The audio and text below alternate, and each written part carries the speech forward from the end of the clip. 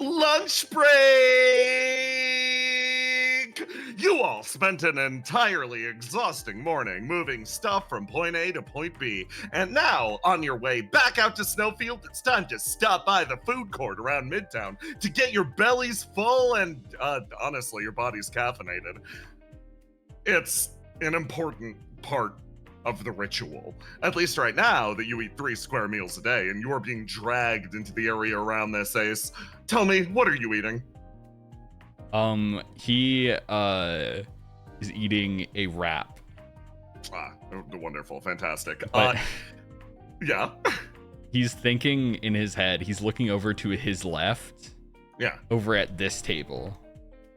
And the biggest question on his mind is if Yuliara's like fruit on her hair is edible or not. No. Many people think about this frequently. You will not get an answer to this question. Tiny, what's Willow eating today? Luckily, Willow got a coupon for a free taco if you buy 5. So she's got 6 tacos on her right now. Can I change my answer? Yeah. I'm eating Willow's tacos. You slide your wrap over to the side and you start eating Willow's tacos, and as your hand goes down to reach out, you feel a sharp lance of pain from the back of your head to your palm as your entire body almost seizes up for a moment as it returns. That sensation. The pinch of future sight. Something changes in this moment, Ace. You don't know where it is, you don't know why it's happened, but you get the feeling that this brief reprieve you've been granted has come to an end. Your hair stands on end and you feel that it's coming. You feel the presence of drift. Elsewhere,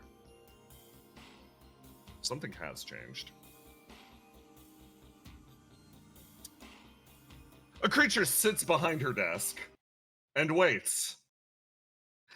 It wasn't too long ago that she sent out not only the notice that all angels should return back to the city due to incoming complications.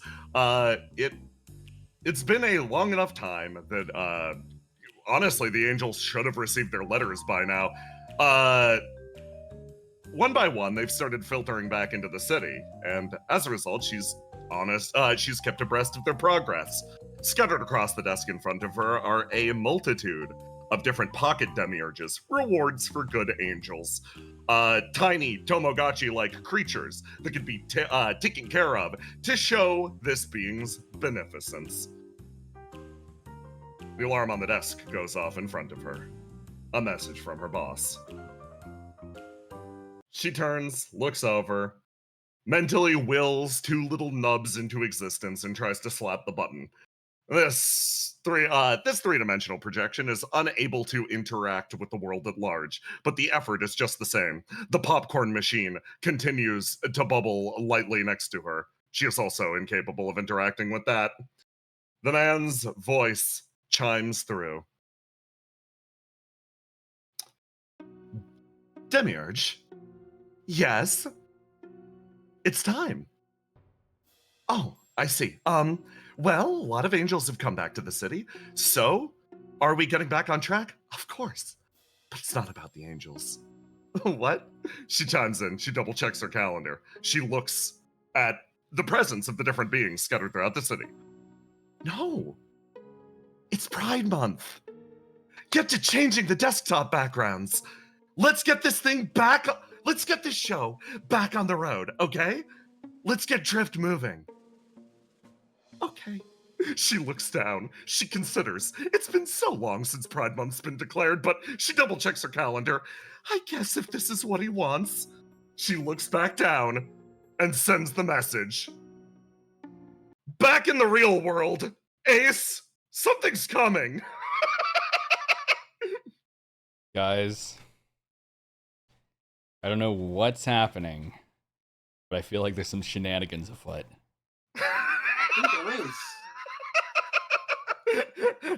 You look over, you look back and forth, you get yourself ready, and you decide, at least for the moment, it's not going to ruin your lunch.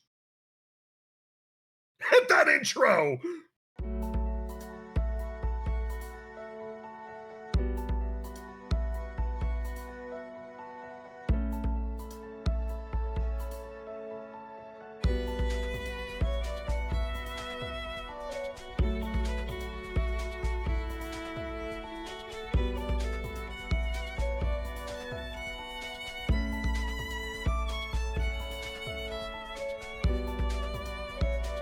Take us back! Put us back, bro!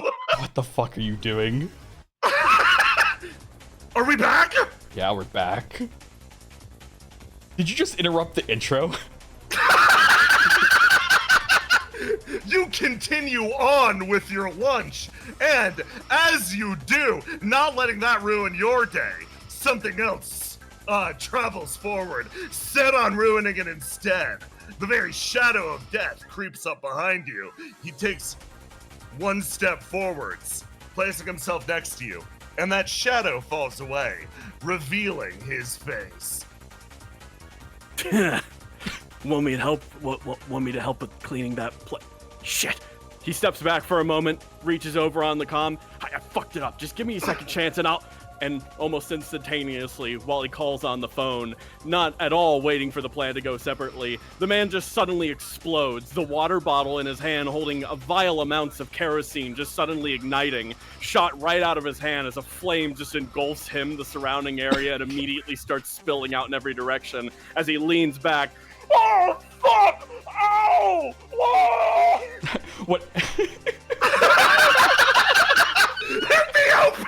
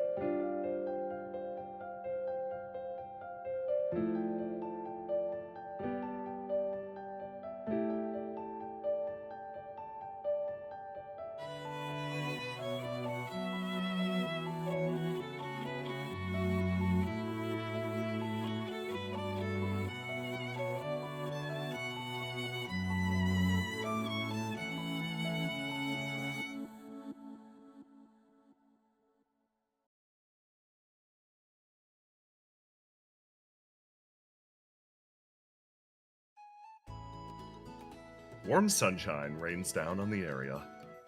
Another brilliant, sunny day. Where exactly this light comes from, that can't exactly be stated.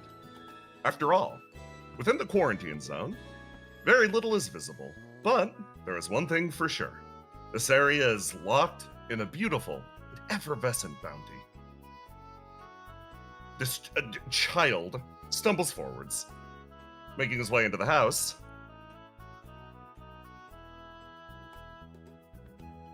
He travels inwards, attending to somebody in bed. She lies there, cloth wrapped around her head, a sign of a sickness ravaging the area. He makes his way back and forth, fretting over her just the same. Now, for the most part, their current level of not only medicine, but technology will not allow this person to fully recover from the illness. It's an everlasting thing. But just the same. Just the same. He thinks. He turns. He'd heard the rumors about somebody on the edge of town. A wandering pharmacist. An alchemist or some other equivalent. Rumor has it that that one, would most certainly be capable of curing something like this. After all, with so few people here, with so few humans remaining, an illness that begins with one could easily spread to all. This has been the truth of this plague, a truth that he sticks to. At the edge of town, he picks his way into a clearing where somebody quietly sits atop a rock. He freezes, peeking over at her as the air seems to change. A figure almost unearthly. Someone that honestly looks so out of place within the settlement makes her way forwards, and they converse with one another. The smaller one, off the rock, sort of bounces a little bit on her heels, trying to gain a little bit of extra height. So, we're gonna be headed back soon. Have you more or less made your peace with this area? The woman up on the rock thinks. She pulls her large hat down for a second, and her expression falls, a streak of pain running through her face. We haven't exactly been able to find a cure for anything yet. It'd be a shame to just leave them all to their fate. Eventually the sickness will spread and we'll lose another quarantine area. I mean, it can always wait for a little while. I'm sure the operator only wants us back for something small. Her eyes open. An almost cosmic light pouring out of them. In all of my time spent as an executor, he has not once asked me to return to the city of my own volition. Whatever it is, it needs to be serious. Serious enough that he can't handle it on his own. The angel, standing in the small clearing next to her, sort of tilts her head. Well, you both are executors, so what is there out there that possibly could stand up to two of you guys? Well, I don't know. I guess that's what we're gonna find out together. She sort of stops, looks over, sees the child. Oh, hello. Hey. Makes his way forwards. And the entire air shifts. This woman, the angel, shifts. Oh, I'm sorry, I'm just on my way out. She pulls herself backwards and disappears as quickly as she came into the brush. The woman sitting on the rock looks over. How can I help you? You're the alchemist that's been, like, helping out in town, right? She looks down, looks over at him. Yes, I am. Well, I was hoping to ask for your help with my mom. Her eyes drift shut again. The sickness is rooted deep, but she slowly stands. It would be helpful if I could see your mom directly, I guess. So, yes, sure. Take me there. She makes her way forwards, gracefully moving. Cool, he starts to lead off ahead. Can I ask, what's your name? Her eyes pinch shut. Huh. She probably shouldn't use her title here. My name's Cantella. Eyes open again. Okay. Nice to meet you, Alchemist Cantella. Yeah, it's nice to be here as well. She made her way into town. It's a rare thing that she spends any period of time longer than a week in a single location. After all, the consistent pressure to find the monument is something that keeps her on the move. But there's another secondary reality. When she finds a place suffering, she can't exactly leave it well alone. Meddling, doing whatever she can to assist the people spread throughout the quarantine zones, as far scattered as they are, is her responsibility. She makes her way forwards and talks with the woman. The boy listens over his shoulder. He hears something. For the most part, it is a medical diagnosis. No reason to go into specifics. But near the tail end, he does actually hear something interesting. His mother spoke. You're, I think I read about you on an old terminal. Oh, they're still operational here? Not anymore. New Kings more or less ripped him up for scraps. You're from the city, right? Capable of doing anything? Her eyes open. She knows what this person is about to ask her. It's common enough. The second her status and her relationship with the Greater Will is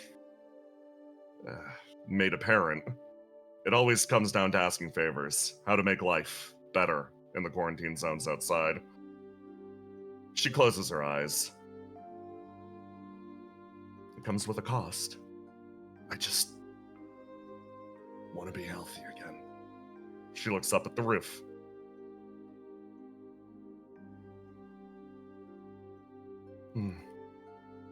It's a far harder thing to save a life than to end one.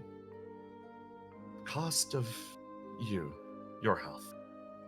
It's something that I can manage, certainly, but you don't want me to use the abilities granted to me by the Greater Will for that. Her eyes grow serious. If we're able to make do with discoveries from the area, whatever medicine we can find, then no price will need to be paid. I'll be able to do it pro bono. She looks up. What's the cost? The tall woman leans over, whispers something into her ear. The woman lying in bed slowly pinches the bridge of her nose. I see. How long are you staying? Until the end of the week. I think it's all I can manage. Well, let's hope you find that cure fast, then. She nods. And time ticks on in the small village. Eventually, the alchemist stops spending her time at the edge of the village and properly moves in instead, growing into a sort of center of attention. Her knowledge of not only the outside, but the different quarantine zones, far scattered as they are, provides a sort of solace to the residents of this place. They learn about places well and beyond the existence of their own small kingdom. This quarantine zone being broken up into a small, almost clutch of different little fiefdoms. They're shocked at not only the existence of different forms of technology, but the way that the world operates at large. The idea that the quarantine zones are scattered across a full strata of human existence. Time passes as she spreads this wonder. It's a warm thing. A rare thing. And, as it always does, it comes crawling to an end.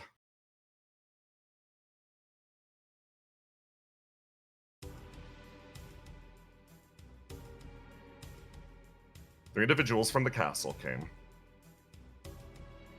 After exchanging words with her, she was dragged away.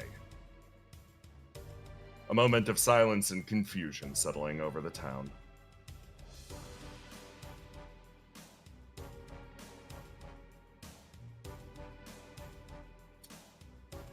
At the very heart of this place, The king himself had fallen ill. He had need, of course, for the arts of an alchemist. Being dragged forwards, she found herself moving through the same conversation she had earlier. A discussion of the risks and a discussion of the cost. Insistent, however, the king shared that he was willing to pay any price, regardless of how extreme. Cantella opened her mind. She nodded and quietly accepted the exchange. After all, if this is what that being willed, a life could be paid for with the lives of others. Time ticked forward in the village.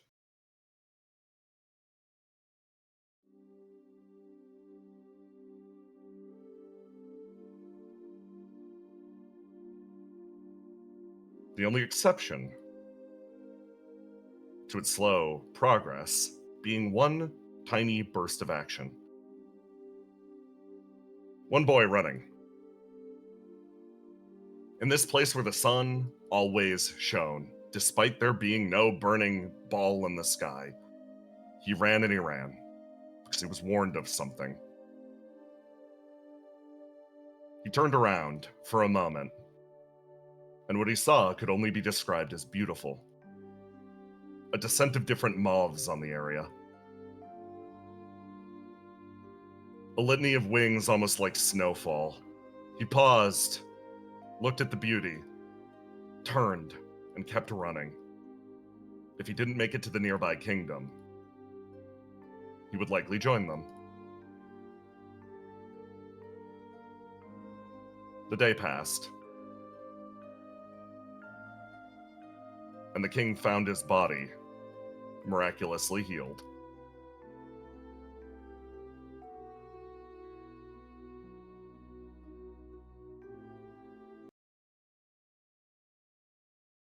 What he did not know was how silent his kingdom would fall. He traveled his way into his old throne room, stepping forwards. The bodies of his countrymen scattered around him on all sides, a feast for the moths. He stared and looked at each of them, a life paid for his own personal health. He smiled, almost manically. Touching his lips, he turned around to see the alchemist in the distance, the sole survivor of his kingdom. He sat himself down on the throne as the crushing reality set in on him. I'm the only one alive then. You are. She stepped forward again. An entire kingdom for one life. Indeed. It's far easier to take a life than it is to save one, unfortunately. She moved her way forwards. Well, I could still make contact with the other kingdoms. I have enough food to last me at least a little while. I could breathe again. I can see. Thank you. He looked up, face genuinely beaming with innocence. She looked over at him, fully recognizing the weight that this single life held. It is, unfortunately, easier to take a life than to save one. She sighed, reached down, and pulled up a weapon from the city itself. It clicked into place.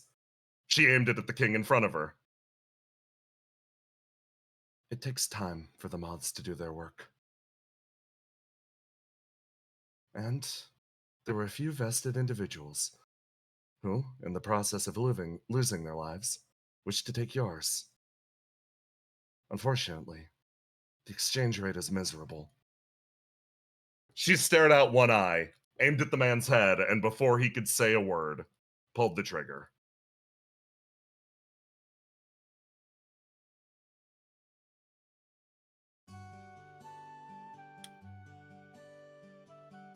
silence fell on the city. Another blissful segment of the world. The quarantine continued in this place. Every single person of this small village carried away by the moths. The plague would die, but so too would the legends of this place. A different form of death descended instead. And, in that silence, this place would be blissfully preserved. A memory for all of those, a memory for the one watching this entire scenario. One who did not observe with eyes, but instead observed via individuals, for she was its eyes. This was a story for it alone, but for them, it was a graveyard. She finds herself once again sitting on the nearby rock. Somebody makes her way forwards. An angel. Her name? Stability. A being capable of traversing the outside of the city. She makes her way forwards. So, how'd it go? She looks down. It's a shame. She mixes something in her palm. What do you have there? A cure for a plague that no longer exists. She puts it away. Slowly stands. Is a little too slow, as always. She stands up, steadies herself, looks over. Oh, well, at the very least, I'm sure you'll be able to protect people back in the city. It's been a while since you've been back, right? I certainly hope so. I mean, how bad could the plague that's coming their way be? She turns, leaving the silent segment of reality, disappearing back again into the great expanse of unknown.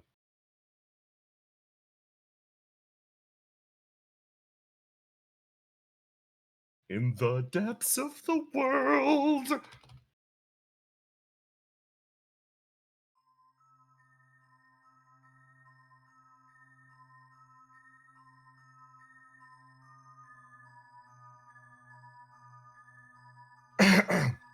Someone finds herself surrounded, as well, by the souls of the dead. They twist and eddy around her. She spends her day the same way she has for the last few days, guiding them towards a proper rest.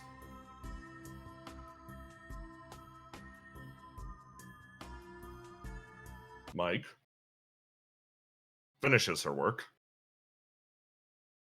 sort of leaves the inside of the flame of the derelict, and she finds herself looking out and over the ash sea.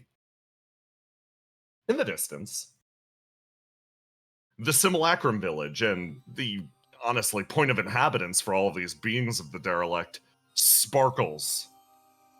Little lights against the dark. She looks as that city has crawled its way slowly from a single pinprick into a gathering of stars. She closes her eyes. Words still rattling around in the back of her head. What Danger said to her earlier. She looks back at the derelict. She remembers her climb through it. Danger called her a hero. Someone that was completely unlike him. A level that he could only aspire to, but never properly reach. She looks down. She can't deny that sensation. She turns and starts to walk. She descended into the underworld. She made a deal with the Queen of Flames. She made a deal with the souls of the derelict to save this world. That is the stuff of legend, whether she likes it or not. She closes her eyes. She didn't realize what weight an event like that bore, though. She didn't realize that by becoming a hero like this, she would lose access to not only her present, but her future. She looks at those gathering lights again. She realizes she will be doing this for millennia, should her body allow it. This was the cost. This was the price of World 12's survival. She sighs, no more worthy a task, as she makes her way forwards. And her phone goes off. Oh. Oh, okay. Yeah. That'll be good for a break. She closes her comms and heads towards the surface. In a different place, somebody else is getting the same phone call. Hey, Basil. That's me. That's you! Your phone's ringing! Who is it? Before I answer. This is... Hold on. This is a very canon horse. Holly Nessity is calling you. Oh, Holly. Okay. Your good friend Holly, yeah. My good friend Holly. She, hold on, I'm very few people I'm closer to than Holly. Yeah, very, very few. Where is she? Fuck. I lost my horse. Bro, this is fucked up. That's my horse. Here you go. Classic. Classic. Classic. Here you go. Deploying the horse. Boop. You see Holly, is sitting in the middle of, Opia Hall, just like, hey, Basil, you good? Of course. You got a second what are you up to? Yeah. Cool. Bit of a lull down here. Yeah, no, if your afternoon's free, we could actually use your help. We've sort of run into a problem. Okay. So there's going to be a big event over in Snowfield later. And most people are tied up moving that giant furnace that Willow got up and running from that secret GEIST lab. They're going to be dragging that into the depths of the blizzard, so a lot of our usual guys are busy, and you don't have to explain it. Just tell me what you need help with. Okay. She pauses. We could use your help setting up a few kiosks around basically like the festival area. I've already called a few people, and like Mike's on her way over there. Yeah, if you could lend an arm to it, that would be really good, because most people are on the primary mission. You good at setting up festivals, Basil? Do you know anything about that? Nope, but I'll do my best. Okay, you're honestly an angel. Thank you. I'm sending you need to pick up anything on the way? No, you're over at the Snowforge. Yeah, actually, if you could bring some of the stuff over, that'd be great, actually. Thanks again. Anytime. I'll see you soon. Yeah. She sort of sighs and pauses at the very end of the line, like a second away from hanging up. Riddle was supposed to be handling this, but she's secluded herself in her lab, so I think you're picking up her slack mostly. Thank you for covering for the boss. No, I'm sure she's busy. She's definitely keeping herself busy. How about this? On my way over, I'll check and make sure everything's okay. Yeah, that'd be great. That'd be great. Okay, cool. Thank you. Leave it to Basil. She then properly hangs up, and you then get the message from Mike, like, oh, are you on this festival thing? Yep. Okay. You got the call too? Yeah, I'm headed in your direction. Cool. We can head over together? Cool. Sounds good. Hangs up. And then, of course, Basil. Somebody runs up. Basil! Wave. Oh. Hey, Danger. Hey, anything you could use to help with today? I'm genuinely, like, free all day. I don't have anything else. Sure, if you're free, I actually have to set up for this festival. Cool. It shouldn't be anything too hard. Yeah, free as can be for you. Cool. Let's head over. Where is it? You got like a nondescript location in the middle of the weird thing is, it's in the middle of the fucking snowfield. Like, you're like, oh yeah, it's clearly at a venue. This is a field. Like, this is literally used to be desolate desert. She's actually kind of shocked because she assumed it would be back at HQ or something. Yeah. But yeah, it seems like it's in the middle of nowhere. Oh. Okay, cool. I'll help move stuff over. Awesome. Cool. Mike should be on our way too. Cool. Yeah, cool. Cool. The two of you get ready to prepare for the festival. And meanwhile, in the midst of the seclusion, I wish I had some of like the overly dramatic, very sweeping music. You know what? Queen's theme is ominous enough, even though she isn't fucking present.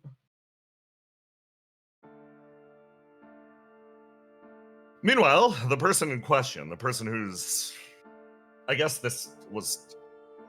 The person who was supposed to coordinate this is partially her idea, who passed her work off onto others, as she is wont to do. Labors in the ESP lab. Roma, you hear? Trouble's here. Yes, I'm here. Riddle doubled over, looks down at, she looks down at her data pad. She cannot stop shaking. Is it bothering you? She looks over and just offers you the briefest nod physically possible. She's throwing herself into her research in the extremely vain hope that she can find an alternative. Trouble, when informed of what happened, Trouble had a similar response. She's sitting here typing rapidly at the computer. She similarly has the response of, okay, we now have a very limited time to solve this problem. And she is putting all of her effort into it. But she also understands that on some level, Riddle does need probably to talk about it. So she sort of stops. She's like, do you want to talk about it? She sort of puts her elbows on the table and runs her hands through her hair. I don't know what there is to say.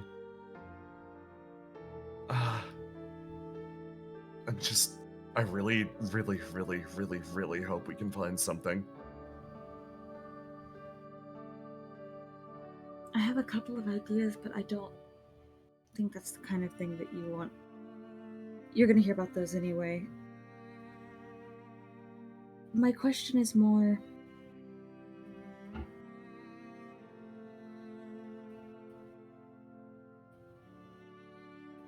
What do you think you're gonna do if we don't make it in time?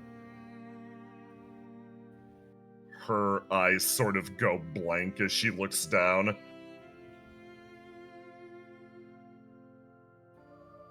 I don't know. I really don't know. You look at this person in front of you. So, this person is... Riddle is like plans and schemes incarnate. To see her at such a loss. Yeah, it really sucks for Trouble because she's sitting here like... She's like, I wish I could do it. Like, there's the reality that in the end, the person who has to effectively, like, rend these people apart, you know, will be Riddle.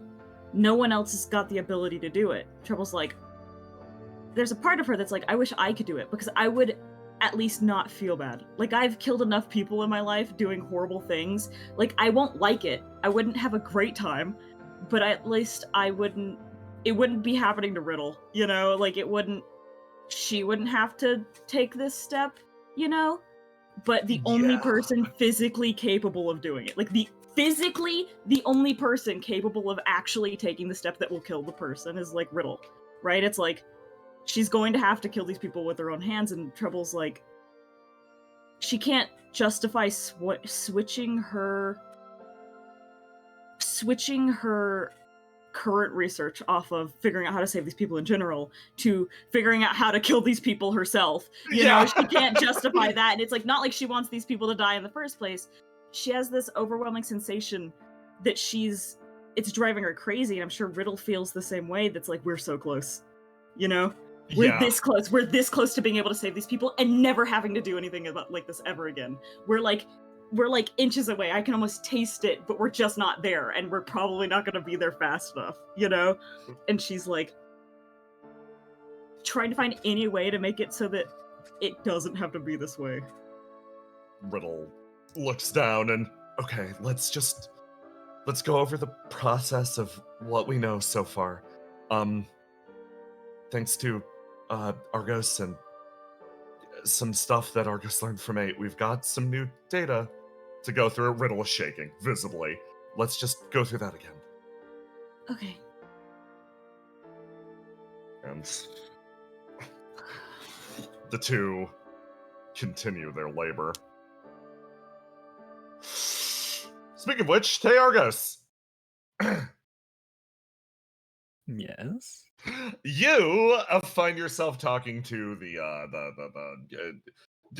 it feels so wrong to call her the consultant when Trouble is the consultant, but that is literally what she is doing in this case. She is acting as the consultant for the whole fucking apocalypse seed issue. You come in and you find yourself face to face with destruction again.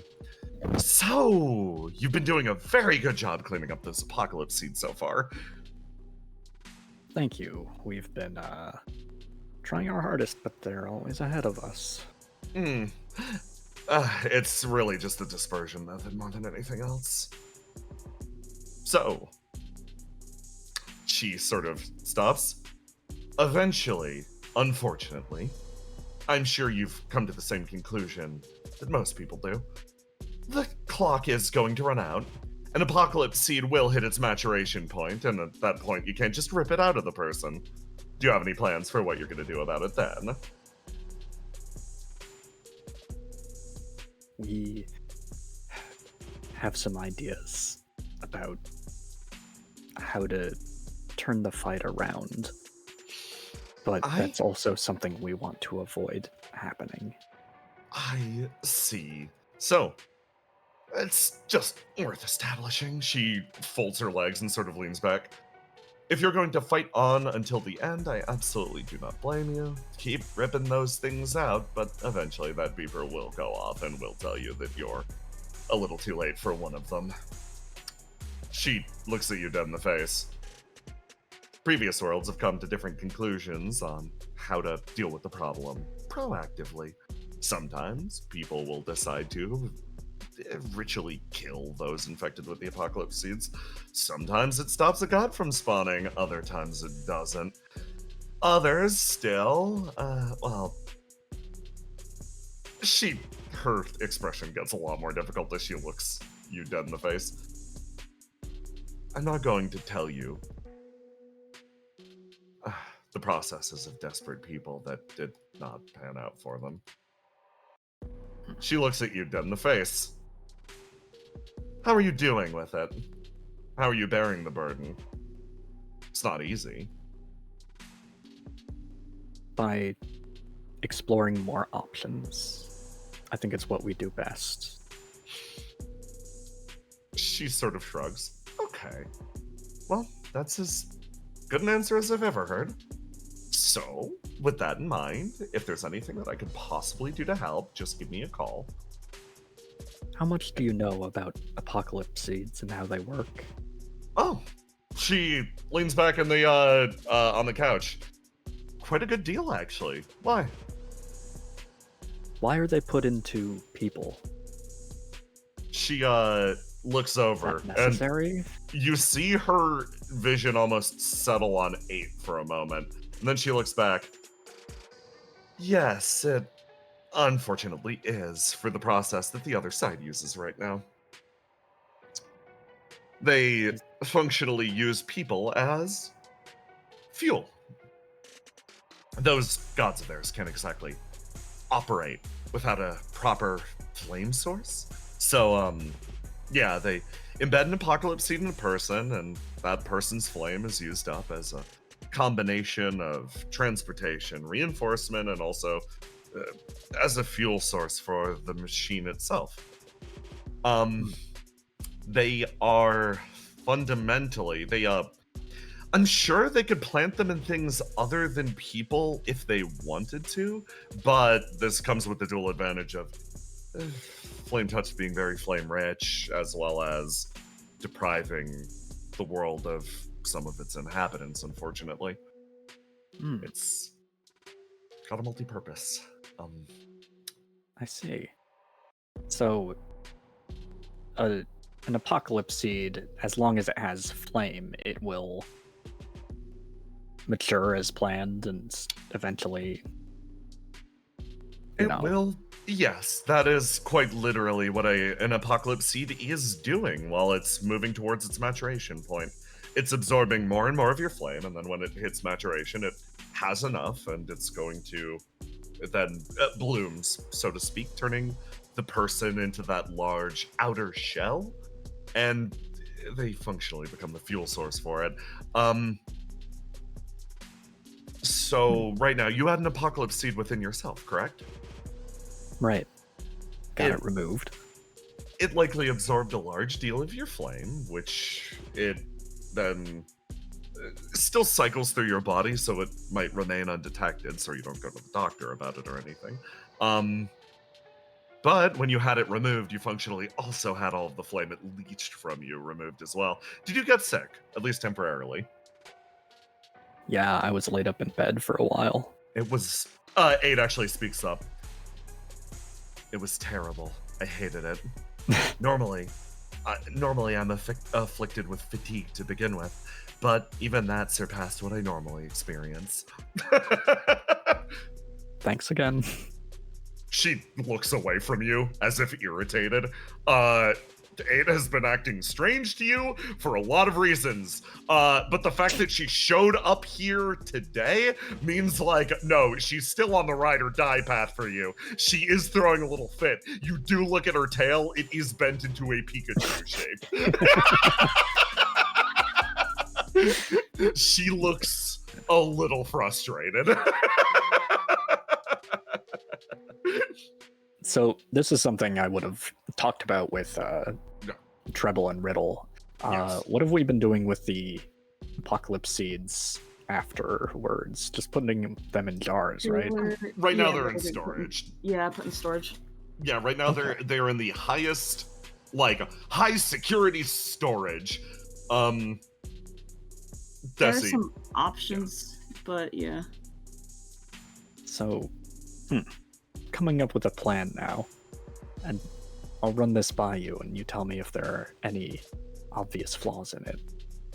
We take one of the apocalypse seeds that's been removed, we feed it flame, and let it mature intentionally outside of a body, or maybe in a transplant. One of those weird shell. riddle bodies that they keep in the shed. Exactly. We've got a surplus. Oh. I don't think that's a bad idea at all. It might trick them. I don't think it's the type of trick that you could pull more than once, but I think at the very least, you might mislead them. We really want that sort of bridge to open. A connection to the other side. And we think a mature apocalypse seed will allow us to utilize that. Transplant women? But that isn't a terrible idea at all. Okay. She sort of stands up and, like, dusts herself off. Spreads over more of the couch as she makes her way forwards, and she's like, okay, in that case, I can help out on that front at least. You will need to dump a bunch of flame on it, but I think it's the start of a really good idea. She leans in and almost like whispering it off to the side, the eye tracking to the side of your head. And if it doesn't work out, are you prepared? I'm prepared to explore other options too. She pats you on the shoulder. Okay then. Well, in that case, let's get to work, she says, almost commanding everybody in the room. 8 sort of speaks up and she's like, I don't work for you. Sigisu's like, yeah, I especially don't work for you. I'm here for Argos. Oh, I see. Okay, well, I guess meeting adjourned. Good ideas all around, folks. Argos is the only one that came up with anything, just for the record. Destruction, visibly peeved, bounces on her moon shoes, free from the building. All right, gang, let's get to work. 8 stands up. She makes her way forwards. Sigisu's like, what if more apocalypse seed like signals pop up while we're in the middle of this experiment? You still gonna go out and scan them and get them removed? Yep. Unfortunately, Okay. I'm one of the few people who can do that, but That'll we should be Sigisu actually thinks. Yeah, that'll be good. Hey, if we find any later, I'm sure we can get this experiment rolling. If we find any later, she looks past you for a second to 8. Come with us. 8 shrugs. Okay. I'm gonna drag Riddle along. Sigisu sort of turns, smiles. It's probably bad for her to be completely cooped up in that lab, right? The change of scenery will be good for her. Turns. Yeah. Waves. 8 looks over at you, Argos. Sort of pauses. And then, in this moment, you feel the pressure again as thump, sheet, hand pinned to wall. She looks down at you. Not a word about my secret, okay? What? Not a single word. I try to make a zip sign over my lips, but my hand is pinned. Okay, good. Then we're fine. Everything's fine. She relaxes instantly and pulls herself backwards. Okay, well, I'm gonna go check on the rest of GEIST Squad. Here's hoping that you didn't say anything too strange or out of character for me. I think I did pretty good. She walks into the distance and makes her way back.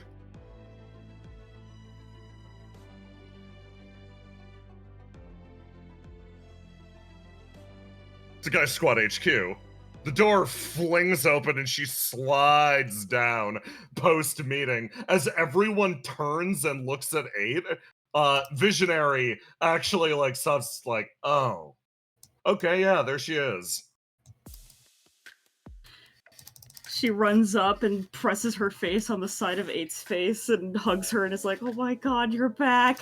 Wait, actually, yeah. Hold on. Pushes her away, grabs her by the shoulders. Are you 8? Is there someone... Shakes her back and forth. I have no idea what you're talking about. Also, yes, I am 8. Hi. Are you actually 8? Tell me something only 8 would know. She squints. I buy insect-approved popcorn. Okay. So as not to hurt their weak little digestive systems. She hugs 8 again and presses her face against 8's cheek and is like, oh my god, some weirdo was inside your body earlier. Weirdo? Hey. Visionary puts his hands up and does a repeated throat-cutting gesture. It was feeling slightly under the weather. I got her into some of the streams I watch, which is where she picked up lingo like respec and tank. What? Lightly from the background. So I'm like, oh, okay, I got you. He pulls himself backwards, keeping the $20 to himself. Rico runs her way upwards. Visionary moves in. The group slowly reforms around 8. So, everybody's okay after the mission? Oh, yeah, it seems like it, pretty much. I mean, I'm a little low on flame. They sent me into the desert for some reason. Or the blizzard, whatever. It's a desert under a blizzard. If you wanted flame, why didn't you ask? Visionary says, looking over at you. Well, I've asked many times. And you said no. Not this time. One. Okay, she gets down on one knee and holds her hand up. Okay, yeah, nah, I'm good. He pulls himself backwards. Bertram makes Bertram makes his way over. The sample was extremely useful. We were able to reverse most of the effects. Thank you for your says looking over at Visionary, assistance. Yeah, you're welcome. No big deal. Her expression falls and she sort of like moves her way forwards, pats Rekko on both shoulders. So, you're back in with us again. Yeah, they finally let me out of bed after I showed up at the mission last time. She like looks over expectantly at Mantis, at Visionary. Don't worry, I wouldn't let her go out if it was gonna kill her. We expressly thought that was what she was doing. She was going off into the blizzard to die. We thought you took her out of here to die. I see. Okay. Well then. A smile crosses her face. Rekko. Yeah? Do you want to go on another mission with me specifically? What? Visionary lets out a noise. Sure, yeah. Okay. Why me? She like looks around. Of everybody here, I think you're the one that would enjoy seeing the world the most. Plus, I think there's an area you could help. She thinks. Visionary steps forward. You're taking Rekko? Really?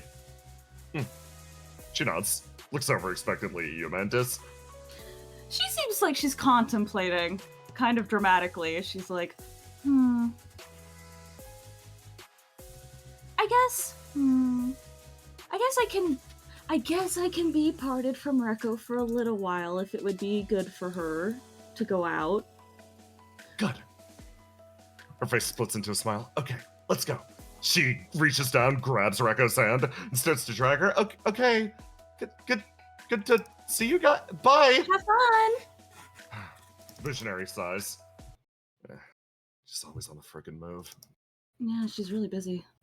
Didn't even have time to tell her about the current assassination in progress. Oh, right! That's happening! Oh, yeah. Elsewhere, in Midtown, I finally stopped committing the GM sin of making you guys wait with a bullet in the air. Hey guys, the cleaner just blew up. Yeah? But wait, we've been actually going on for a little while. Let's take a break. Alright guys, I'm ending stream. Bye. Evil and villainous. I'm so sorry. Okay, chat, how's it going? How you doing? How you doing out here? Threatening to kill me? I'll be right back. That's not my problem. Oh my god. Wow.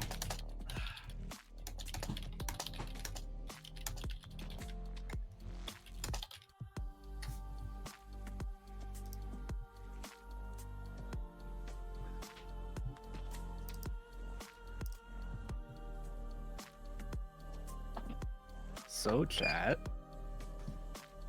what's good? I wish I wasn't so sleepy and my brain was working. So we started stream. Okay, so that was like an hour straight of one PC got to talk. I mean, Argos was there. Yeah. Basil and Argos. Oh, Basil was there. Right. I Basil don't got a know phone why call. my brain It's parsed that as another NPC.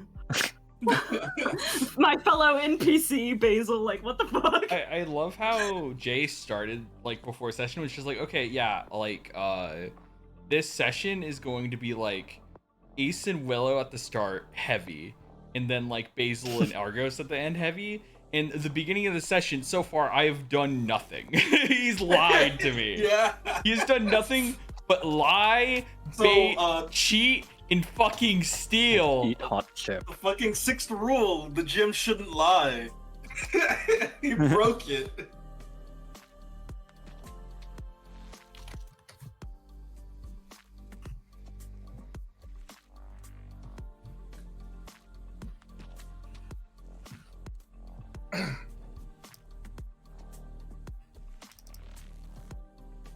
I'm back. Hello. Women. Look who it is. Some are calling it the worst TTRPG ever produced.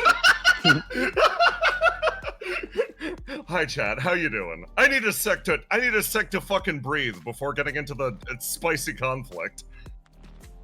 Ugh. Yeah, there was so much I meant to ask you about before this session. It's I saying- totally You are- forgot. You'll still have time. You'll still have time before the next one. I forgot to Yeah. get gifts updated and everything. And Also another get attribute. your third attribute. So yeah, you are. That's the next session problem, yeah. Yeah. Oh yeah, I forgot to check the Bond screen. Ugh. Wonder how that's doing. Yeah, Oh, you God. Make this you fucking- forgot to give me $20. So Checks 8's wallet. I can't help but notice, but you're fucking torturing me on Men's Mental Health Awareness Month. But aloha, it's Pride Month. Yeah? I'm feeling very wrathful right now. I was talking to the stream, and it's just like you were just like, oh yeah, the beginning of the Yeah. session is gonna be very Ace and fucking Willow Yeah, it is, like yeah, heavy, and it's fucking spent an hour. It's Basil. You switched Talking to it. myself. Yeah. You No, switched- no. Yeah, listen, those short little scenes, that's just a bite of what Jackson and Basil are getting up to. Now it's all the Willow and Ace power hour. This I totally trust. this bitch goes a bomb Can we get blows less up. aloha? Fucking Yeah. please. You know what? I'll end stream. Someone else can start it. Happy Pride. Oh my god. How about we break for another episode of Daisuisen? Yeah, Christian messaged me. You guys have no idea. During the fucking first fake out opening, Yeah. I was just like, Christian isn't even gonna do anything this session. You literally just Yeah. had him here to make me fucking Yeah. paranoid. And Jay was like, sure. So By the way, so stop yeah. the opening. Fucking. I talked to Christian and I said, if we put you in the call before game, you would have that exact reaction of Christian's in the call, so I gotta be paranoid. And then the one moment that you can express that and you will feel safe is during the opening, which is why we need to interrupt the opening. Why is this fucking session meant to piss me off specifically? You're being dominated right now. Like, you're getting 100% The outplayed. GM goes, a bomb blows up on you. What do you Yeah, do? yeah. I go, I guess I just fucking explode. Like, Yeah, you explode. Take 20 damage. that's it? An hour just to take 20 fucking damage. Imagine it's you take 15 damage. Just fucking get a fucking Minecraft. Just to fucking. Ooh. Holy shit. Okay. We have fun here. We tell jokes, but it's time to get fucking serious. Because it's time for the most intense combat of your life. Are you ready? Jay, I'm gonna Are strangle you ready, Johnny Jay, No Gift? Jay, Yeah? if it doesn't go to Yeah? that fucking bomb scene, I'm going. Jay. Jay, it better go to the fucking bomb, Jay. I'm gonna crash out, Jay. Listen, I need you to channel this energy into crashing out your enemies. My enemy You blew should the play Binding of fuck Isaac. Oh my god. Okay. Gonna breathe in. Gonna breathe out. And without any further ado, let's address what's happening with this bomb. For a second, I bet you doubted me. I bet you doubted that this explosion was going to go through. But no! Straight into it! I'm still doubting. Yeah. What can I possibly pull in the midst of this? Dude, it's very simple. A bomb has gone off. Give me... tell me, how do you react to the cleaner's devastating explosion?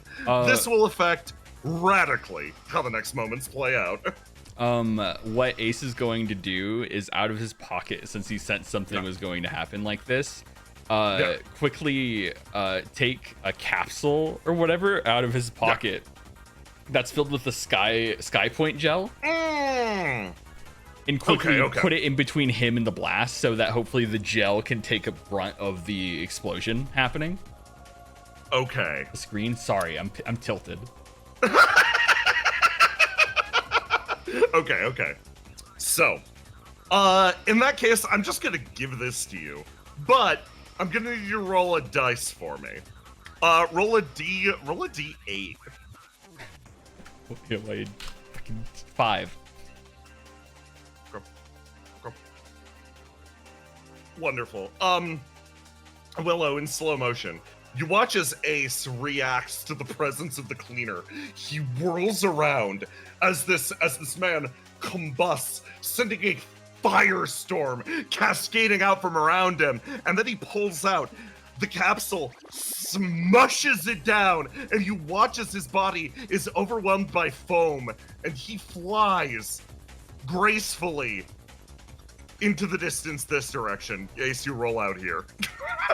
Wait. You're gonna hit the hot dog stand. Now, Willow! Am I in danger of being hit by this explosion as well? You are, yes. I'm going to immediately summon the shield from Help Yourself and jump in front of Melly. Melly is also going to summon the shield from her reflection, and she is going to throw herself forwards and get in front of Mike. Okay, give me rolls to die. Oh, unwound that shit.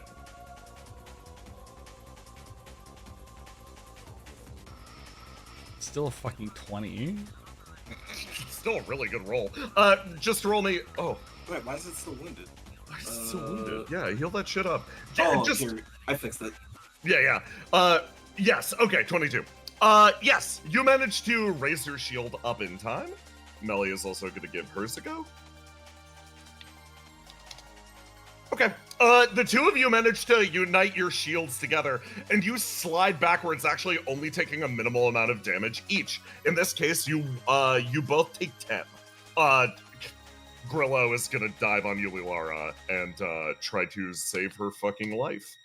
Yulilara? Okay. These two, Grillo dives on Yulilara, and the two together roll across the ground, and you see them almost disappear back behind this large screen display as your squad is blown backwards from the blast, hits this planter, and almost tips it over. It is the area where the force stops.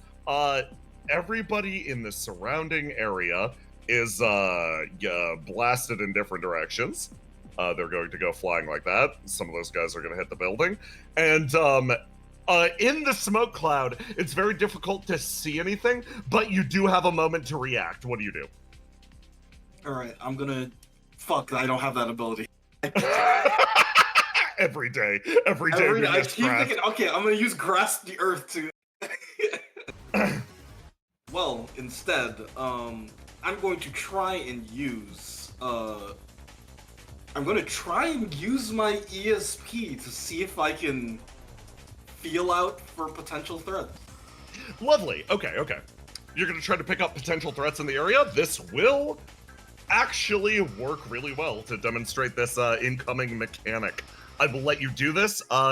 Willow, roll to die for me. 21. Willow, something explodes through the area, and you knew it was coming. Grab this. Ooh, wrong chat. Got this ability. Ace, you watch as a bullet streaks towards Willow and does indeed hit her. Willow, take a wound. You know this motherfucker anywhere. You know this motherfucker literally anywhere. He observed you for 1 session. Only 1 session before this happened. So you only take one as, boom, you feel a shot rip through the area and it sinks into your shoulder and you feel your arm go limp. But in this moment, you get to push back against him. Give me a roll to do. Before wounding dice and all that other stuff. 18. Instead of wounding. Yeah. Can I use Miracle Manifestation from Keyhole and only pay a shit ton of HP instead? You know, I will let you turn this from an instant wound to you're surviving at 5 HP. Okay, yeah, I'll take that. You know, that's still good value. So you hold on as you change the course of the bullet, and as you feel your flame almost reconnect around it, you feel that this bullet's path is really, really hard to shift. Almost like your attacker right now is either supernaturally gifted or has something else going on that grants him some sort of advantage here. But you do manage to move the shot over and you hang on with 5 HP. With an 18 for detecting your enemy, I'm going to reveal how this works. There is indeed a cloaked sniper who is shooting at your location. By offering up your allies, and looking at the area around, you're able to get a better pinpoint on the location. Because you were the one shot, and with an 18, you are currently in the debris field, and you cannot ascertain where the bullet traveled from. However, hot dog stand man, you got a clear view. You flew clean out of the debris field. Could you give me a roll to do to sight this guy? Roll to do? All right, let me. Yeah. Roll to die. Let me drop that. New session, drop swing. Yeah. Roll to die. This is gonna be my blue. So 17. Roll to do 29. Oh my god. Okay, Ace. Okay, motherfucker. With the 29. You do manage to actually bypass this mechanic, and you look over, and you, Ace, run me through the thought process for hunting down the sniper that fucking killed you.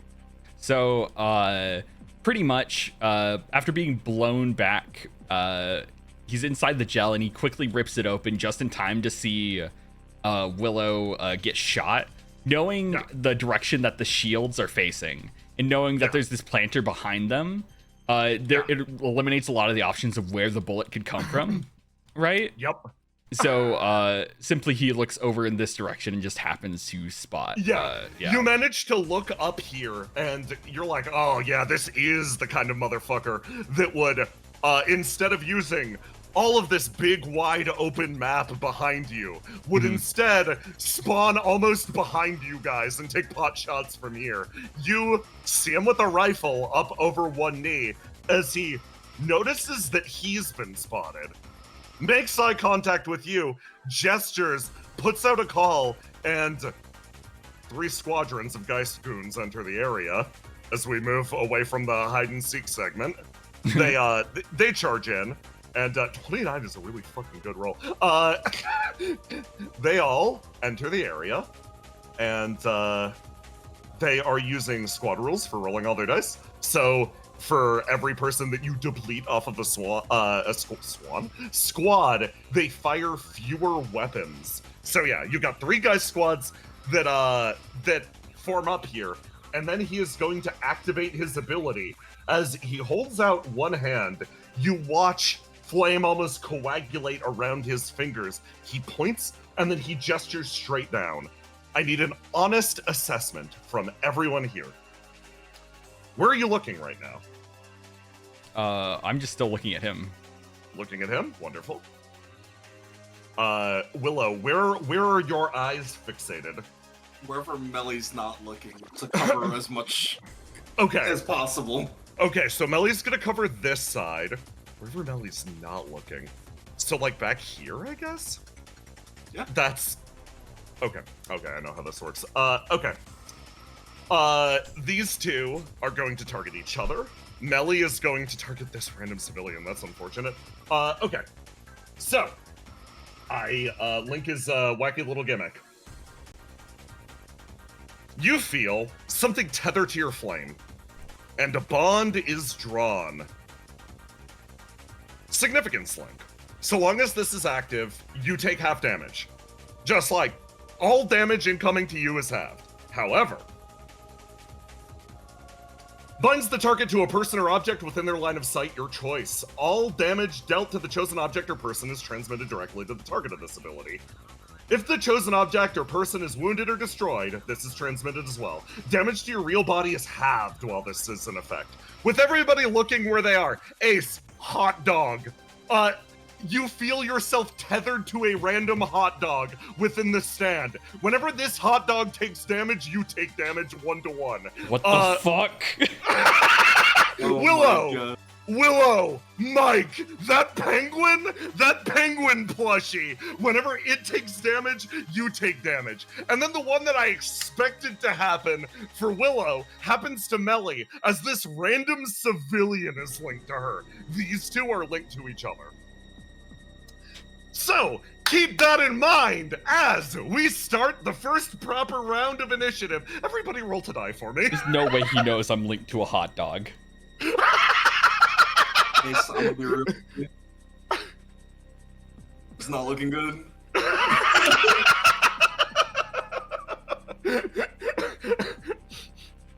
Okay. Willow, you still... Oh my god, that was a really good use of your shit, Willow. Okay. You guys are so... I have a question about Mike. Yes. Is this a plushie? This is a plushie. Okay. I have a plan. Okay. So, first things first, an unexpected person actually manages to get the first turn of initiative, which is really good, because she's caught out in the middle of nowhere. Grillo is going to turn, grab Yuli Lara. She is going to move over here, walk out, move, walk out, make her way over here, and then take cover behind this bench next to you, getting the civilian to safety. Then she's gonna pass to Ace. She's right next to him. Ace picks up this hot dog. Yes. And he's going to toss the hot dog at Grillo. Please fucking protect that hot dog with your life. Do not eat it. Grillo looks at the hot dog, looks at you, and it's like, how do I put this? When this ability went off, you were supernaturally linked to one another. Ace, you are indeed linked to this hot dog. You gain a supernatural sense of the way this ability works. So Grillo picks it up instantly and is like, you got stuck with a hot dog, huh? That sucks. Okay. She tucks it away. So Ace is going to walk forward at this group of GEIST goons right here as he pulls out Garnius. Okay. So, with all the stored chaos. With all the stored chaos, Jay, what's the numerical bonus of all the chaos going on? Yeah, you get your full +9. Okay, so on top of every other bonus you get. Ace, just looking at this sniper up here, full eye contact, pulls out Garnius and just does a wide sweep against this guy squad right here, maintaining eye contact with the sniper. Okay. Roll to do +9. Roll to do +9, so fucking Jesus Christ. With the math, you got a 20. If it wasn't for that chaos, that would have been a fucking miss. With the chaos, you actually do manage to bypass the squad's defenses as you maintain perfect eye contact. And I'm going to be honest, what happens with the crit fail actually adds to something. Ace, you pull out Garnius, and Garnius sort of starts to like glitch back and forth in your hands. You sweep it, and it leaves your grasp, touches down on the ground, and just flies headlong into this group of people, sweeping forwards and wedging in the wall right here. Anyone in their right mind would go, oh my god, he fumbled it and dropped the sword. These people who just died cannot say the same, as they are erased from the existence via the sweep. You maintain eye contact with the man in front of you. Roll to do to inflict psychological damage on him. He maintains eye contact, and then he actually gestures up to one of his ears and sort of taps it, like almost like a comms, like a comm signal. And then you notice that there's somebody communicating on an open line. Ace is gonna go on the comms. There's a second sniper. You say that out loud. Then who do you pass it to? I'm going to pass it to let's see, civilian. This one. Which one? The one that Melly's linked to. Oh, yes. Good fucking call. This civilian is going to run. This is a very good thing before the rocket launchers are fired. She's going to lock out all of her dice. She's going to keep running. And then she's going to keep running. She's going to make it all the way down there. Okay. Next, the civilian is going to pass it over to Willow. All right. Willow looks at Mike. Sorry, it has to be this way. She takes a slow step forward. Yeah. Pulling the bullet out of her arm. And she's going to use what's this ability called? Alternate world viewing. Ooh, nice. She's going to manifest something from reality that could have been. In another reality, maybe you've taken a much different sniper position. Maybe they sat in a different spot. Regardless, she's going to summon his sniper rifle. Oh my god! I'm gonna link his sniper rifle to you. It's OP as shit. Here you go. This is the I do have a gift for it for you for this. This is the high explosive low accuracy rifle, range 100. Deals 60 damage, reduce damage by 10 for every square away from the target square, and for every 5 below the roll to die. So you can dodge it with a proper roll to die, but yeah, no, full on 60 damage to face on a failed roll is pretty bad. And Willow loads the sniper rifle with the bloody bullet and takes a wound immediately, because that Yeah. Oh yeah. Viewing does 5 damage. Yeah! Tiny my fucking goat. So, I'm sorry, Mike. I take a wound immediately.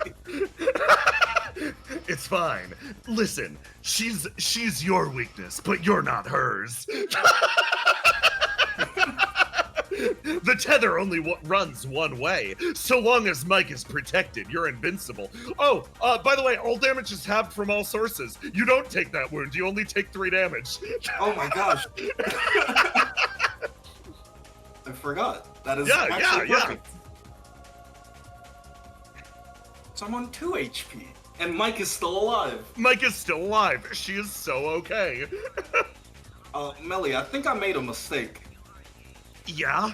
I summoned the sniper rifle and I'm covered in smoke. I can't see nothing. You want me to blow it away for you? Yes, please.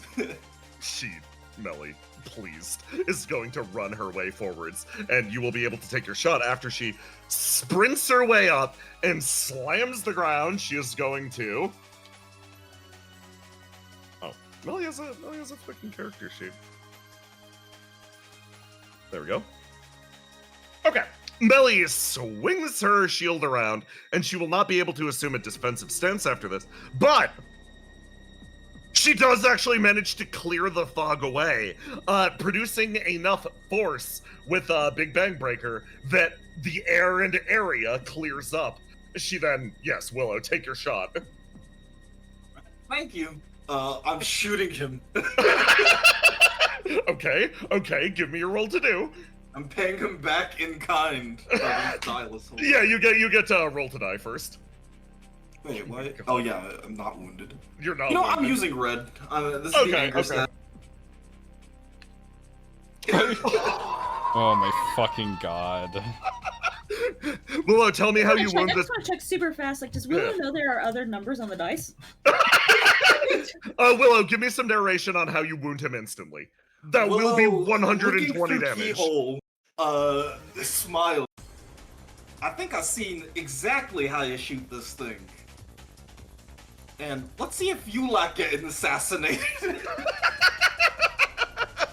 And wait, hold on. I ain't done yet. Oh yeah, you get to do it again! Willow taking the second turn. Yeah.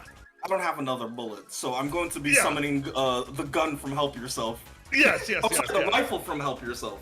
Oh, okay, and now it's time for a proper sniper duel. Okay, get rid of your So this one is not the 60 damage. Yeah, you will lose your high explosive, low accuracy rifle, and instead, low accuracy my ass. You'll instead pick up your normal rifle from Help Yourself. And fire him. Okay, he'll roll versus this. He did wound. 21, 15. The shot travels through, and you watch it hit his arm, and he honestly goes to ground, and he's gonna start crawling his way forwards. Who goes next? I'll let him go next. Okay. He's gonna make his way forwards, and over that, Ace, did you join that open comms channel?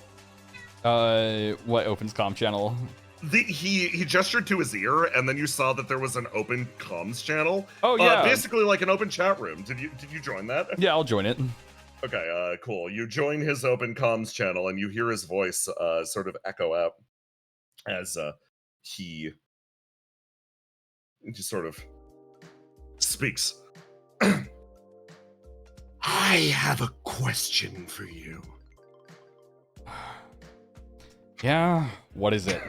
You hear him unloading his rifle, shifting with it, locking in new bullets. One ticks in. In 4425, the band The Little Men, they sang a single, Follow Your Heart. Click! The bullet flies free. He locks in a new one. Are they still making music?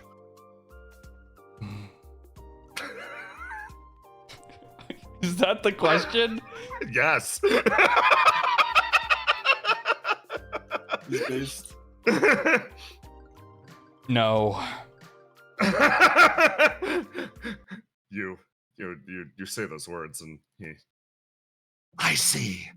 What about 4345? Silt Island Sundew, their single Hat of Solid Gold, an absolute favorite of mine. Now, they were active well over 100 years ago. They're not still making music, are they? Click, you feel him aim down the sights. Well, actually, one of the band members was still alive and making music, but recently the Silt Islands was kind of demolished, so I'm not really sure about that. That's a shame. His voice lightly echoes out. You feel him look down the sights. Well, one more question. For one not familiar with this world of yours. Yeah. Why do good artists have to die? I mean, it's what makes them legends. You say that and then he fires the shot at you. Give me a roll to die.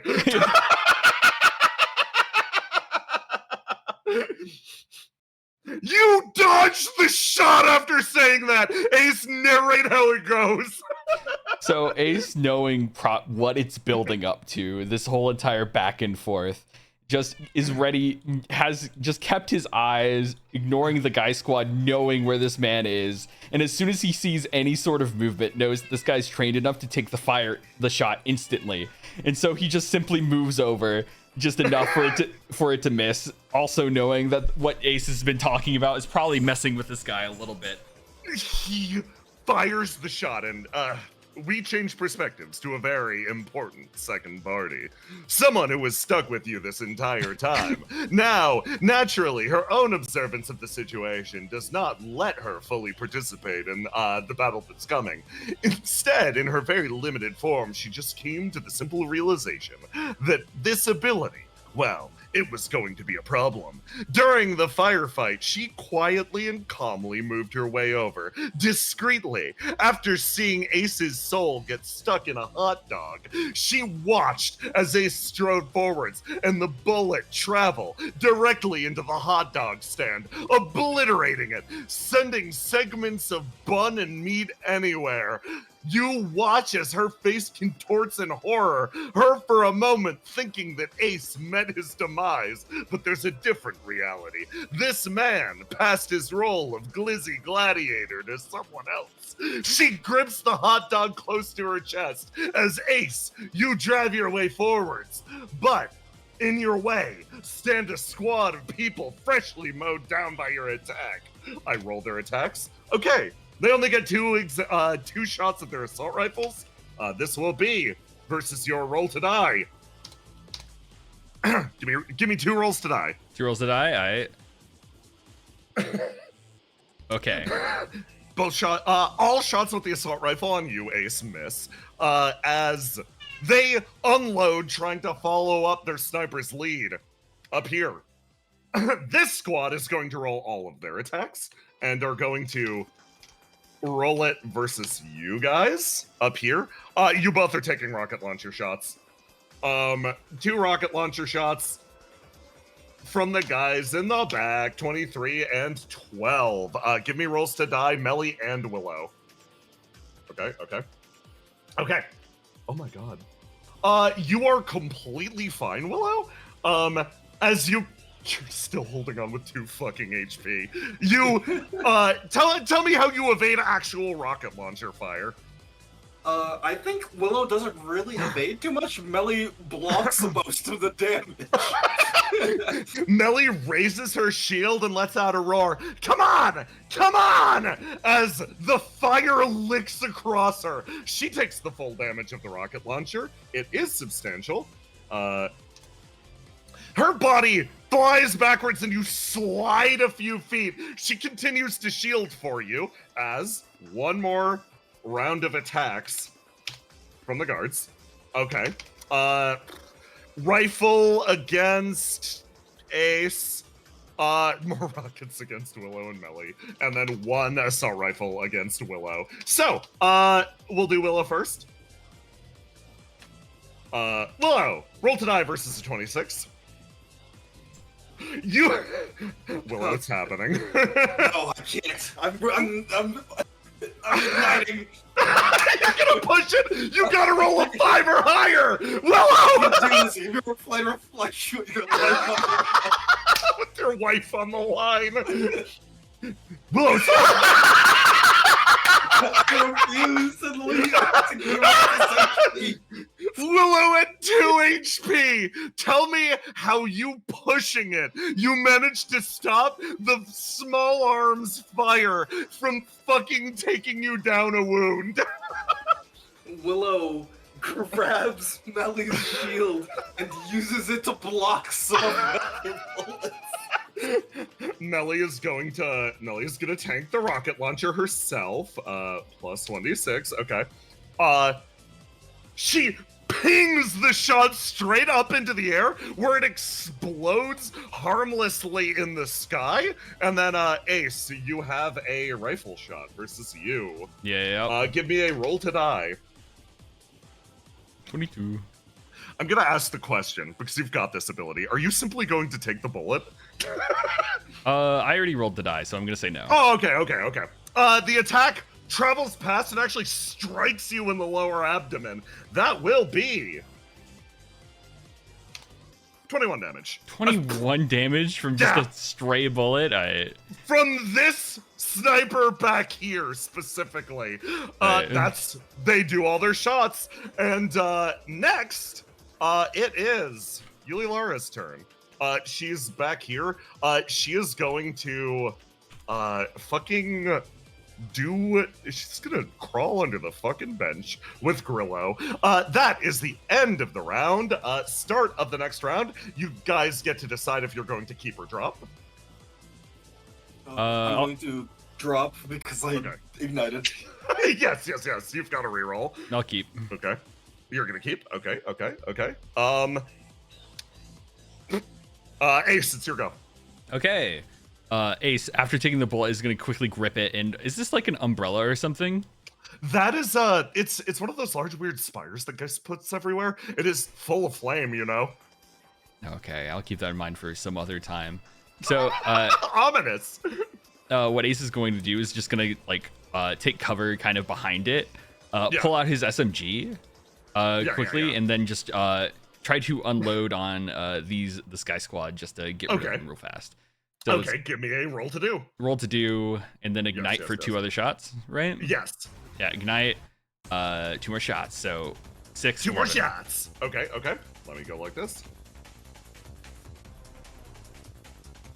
First shot. Okay. Yeah. Okay. Nothing. Okay. Yeah. So the Geist Squad drops by a number by 1 as they actually. That guy gets shot, and they start to pull themselves backwards, forming up a line around Crossbones back there. Who do you pass it to next? Who's up next, Ace? Oh, sorry, I muted on accident. Pass it to Willow. Willow! Alright, I realize I need to go back to my roots. Yes. What am I doing this entire combat? Not throwing gigantic objects. Willow whoops up over here, and it's a giant soda. Mellie's coming with you using her ability. You reach up and you pick up you're tagging it as a prop? I'm taking the straw out of this. I think it's funny to swing that around. Okay. You're gonna pick the straw up. You can tag it as a prop. That will let you repeat the attack against everyone here. Functionally, think of it like you can attack the whole squad using your giant straw. Perfect. I'm going to swing this straw and get rid of these guys. Give me a roll to do. 6 rolls to do, actually. Alright, let me die again. I will not give you a prop bonus otherwise, just because your bonus is the ability to attack everybody in the room. Nope. Okay. 6. Okay.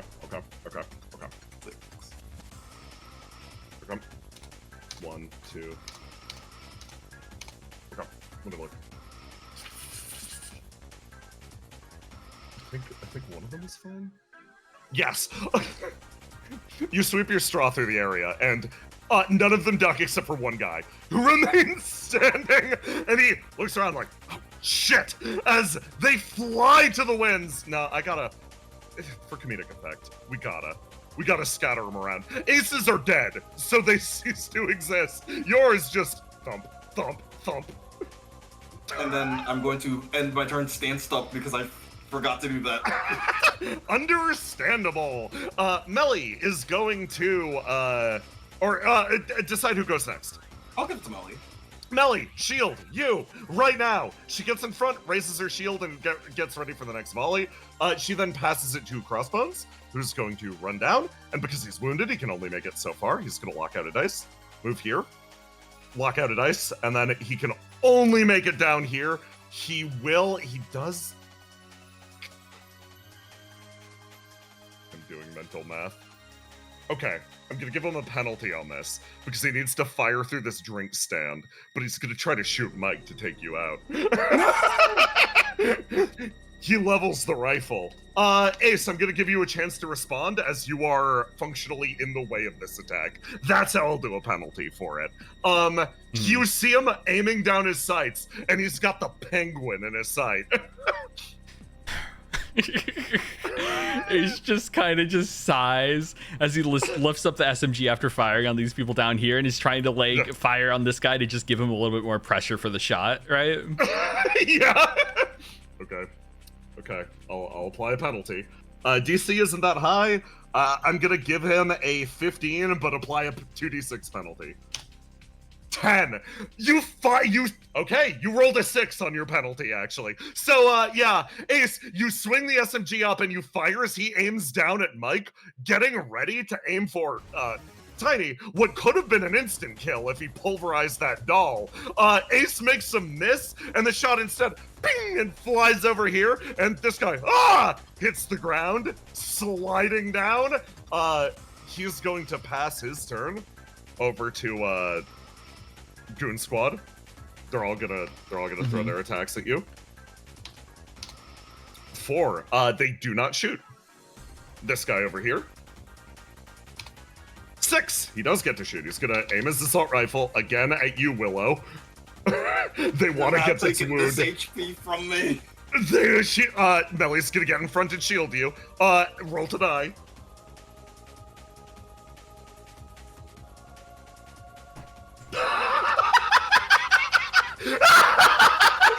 She aims the assault rifle and fires. Melly screams, raises the shield.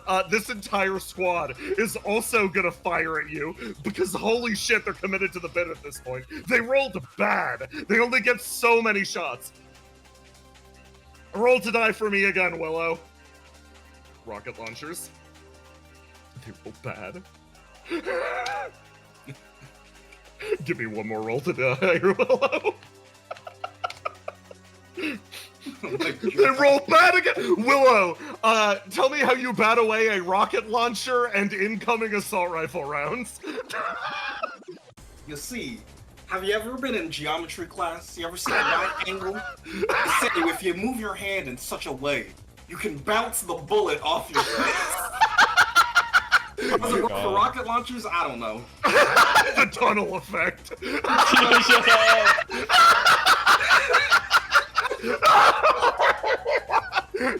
You managed to deflect all of the attacks away from you. Despite all fucking odds, you manage to keep yourself up. That is the end. Decide if you're keeping or re-rolling. Oh, real quick. Yeah. Willow's going to call out to Grillo. Yeah. Grillo, you still remember some of your gun training with Geist? I do, yes. There's a sniper rifle behind me, and there's a bullet next to the man. Can you let me and shoot that fucker? Grillo, you're correct. Did not take her turn, so she's gonna do that now. She's gonna run over here. She replenishes all of her dice. She starts running. The queen watches her go with clenched tightly in one of her hands, wiggling back and forth. It's Ace's chosen hot dog. It sparkles as she sees it go, and she runs her way, slides, grabs the sniper, and then is going to basically like repeat the same shot that he just did against you on him. This will not get the full big explosive bullet. She is just rolling her normal dice, okay? The attack actually manages to fly through and hit him, and you watch him thunk backwards, hitting his ass hard on the concrete. Now we end the act. Yeah. Oh my fucking god. Okay. Decide if you're keeping or re-rolling. I gotta re-roll because I ignited, so... Reroll. That's fun. Okay. Grillo's gotta re-roll. Locked into red. That was a really good move because I was having him run down there to get to the fucking hot dog. The hot dog just moved over there into the middle of you guys. So he runs down, picks up his sniper, looks down here, realizes that his target's gone. He's gonna take the first move, and he looks over and recognizes that it's only Ace in the way. It's like, trying to decide if he can take the shot on Grillo right now. He is going to...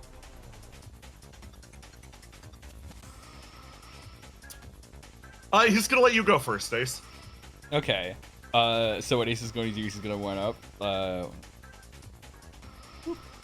5, 6. I'm going to lock out a dice in order to get up here fully. He's going to walk up, jump on top of the Garnies that's impaled on the wall, and jump off of that to reach up here. Bravo. No extra movement spent. Perfect. Yeah. So as he jumps in front of the sniper here, He just kind of looks at him. So, I guess you're the sentimental type? He looks over and sort of tilts his head. I suppose I am. So, how about you put that gun down? He sort of stares at you and thinks. He looks over at the gun, realizes how close range he is. Give me a roll to do. Hmm. With a 29. Ace is only giving him this mercy because he's locked into red. Yeah. He's doing mental math right now. He looks at you, looks at your position, recognizes with a miracle shot right now, he could try to shoot through you and get the hot dog. But with a 29, this isn't you diplomatizing really good. This is you placing yourself in the way with your big fucking coat to the point that he thinks if she moves even a centimeter, I will not be able to hit that hot dog and kill him instantly. You hear him click his tongue, and he picks the gun up and almost puts it down. He shoves it off to the side. Ace, what do?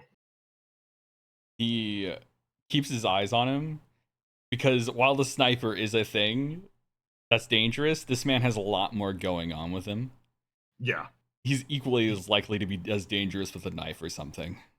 That is exactly the right thought process. But he takes a step back, and we're going to take a brief reprieve from the combat. Turn order breaks for a second. Willow, you can make your way. You need to make a decision at this point. Are you going to deal with the squad or make your way towards the sniper? And then we'll catch up with the sniper conversation in a second. I think I'm going to deal with the squad. Understandable. It has a handle. Okay, so you've got your big fucking straw. Give me a roll to do to wrap things up down there. I need to know how good you go. Okay. Melly will I can assist. instant stop for a bonus if needed. No, hold on to stand stop just in case. Combat isn't necessarily over. You look at the man in front of you and hold on, I gotta change music.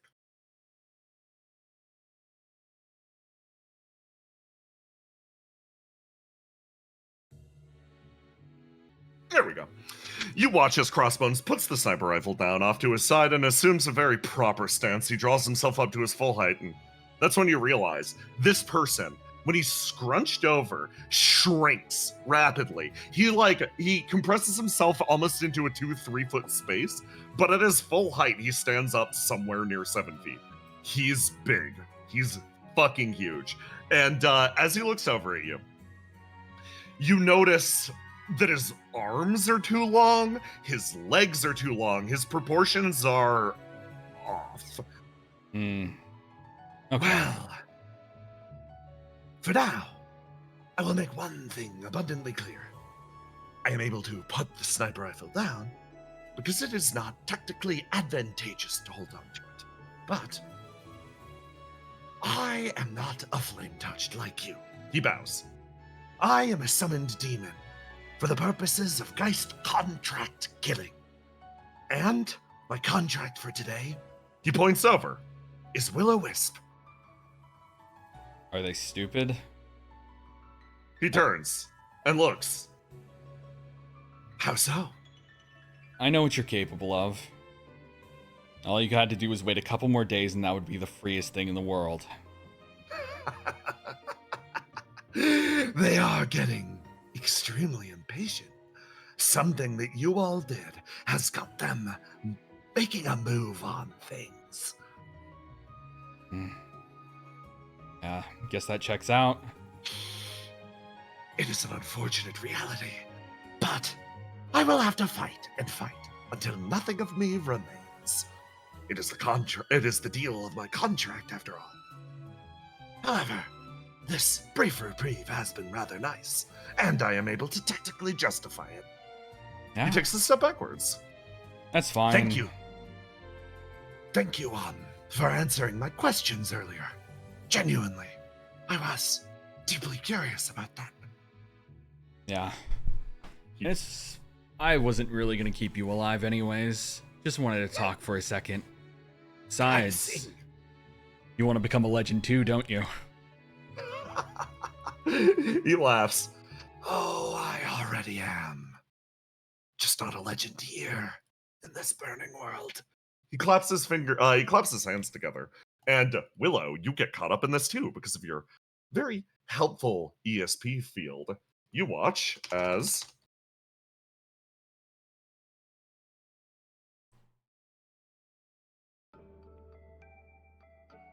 I pull us over here.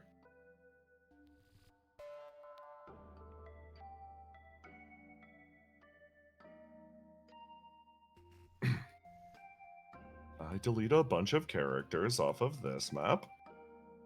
You see a hazy vision of someone. Crossbone's fully free of his armor.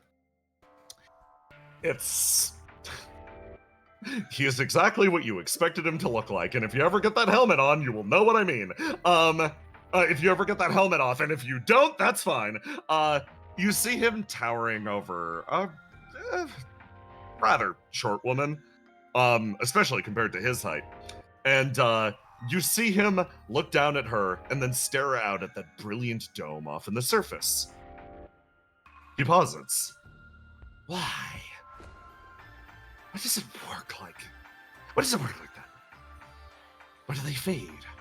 What does every flame tick out? She looks, sort of watches. Oh, I get it. You're struggling with this a lot because you're a spirit of death, correct? That's a shame. I think the burning world, at least as it stands, isn't as confusing as it might seem. I understand that things work differently for us. I understand that your understanding of death is probably something that doesn't align with their understanding of death. Why do ideas disappear? Why do things stop happening? How does a band die? How does the music cease? It's frustrating. How do I listen to the golden oldies? She sort of lightly laughs. The immortality that we've achieved here, and the death that we can experience, will only result when a thought is completely just stifled out of existence.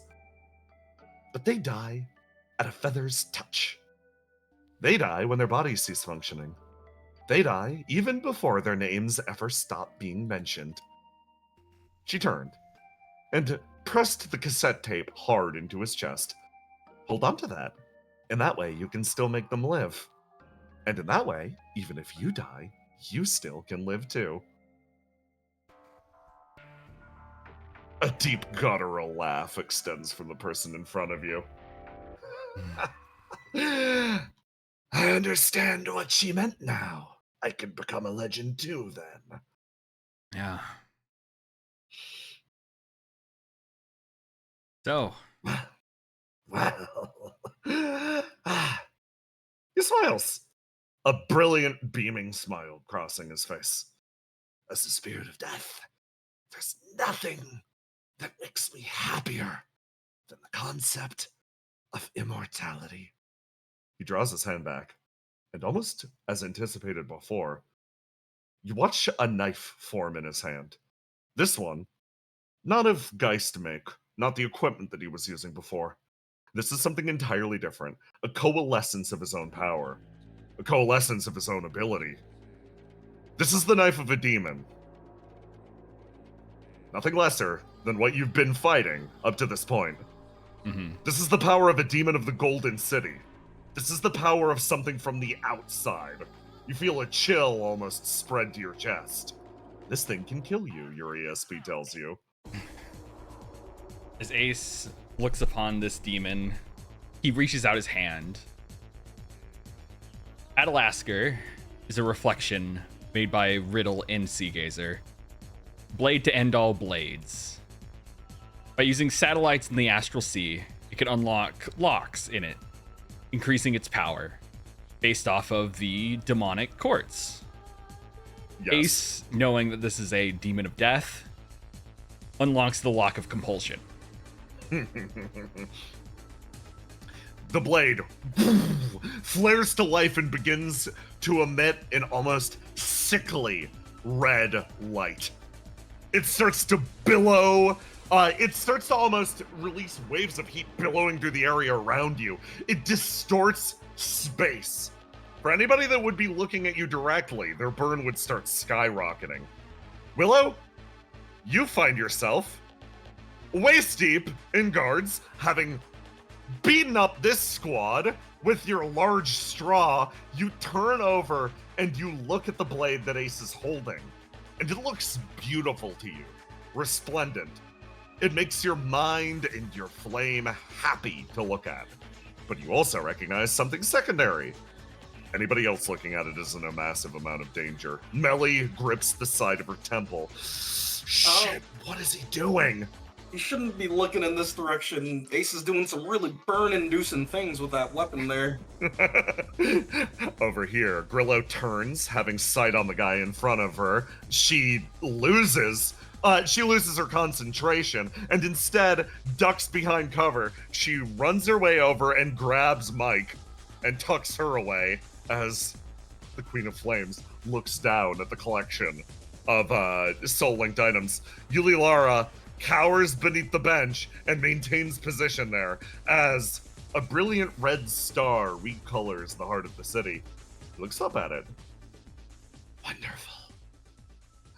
Reminds me of what killed my home. Well, at least you'll die like your people did. Ace, it's time. Give me a roll to die. You versus him. Alright. Woo! Time to determine who goes first. Okay. 20 versus 13. You get the first go. Tell me what you do. Ace, not exactly used to using this immaterial sword, is simply just going to lift it high into the sky and just kind of drop it down forward at the enemy.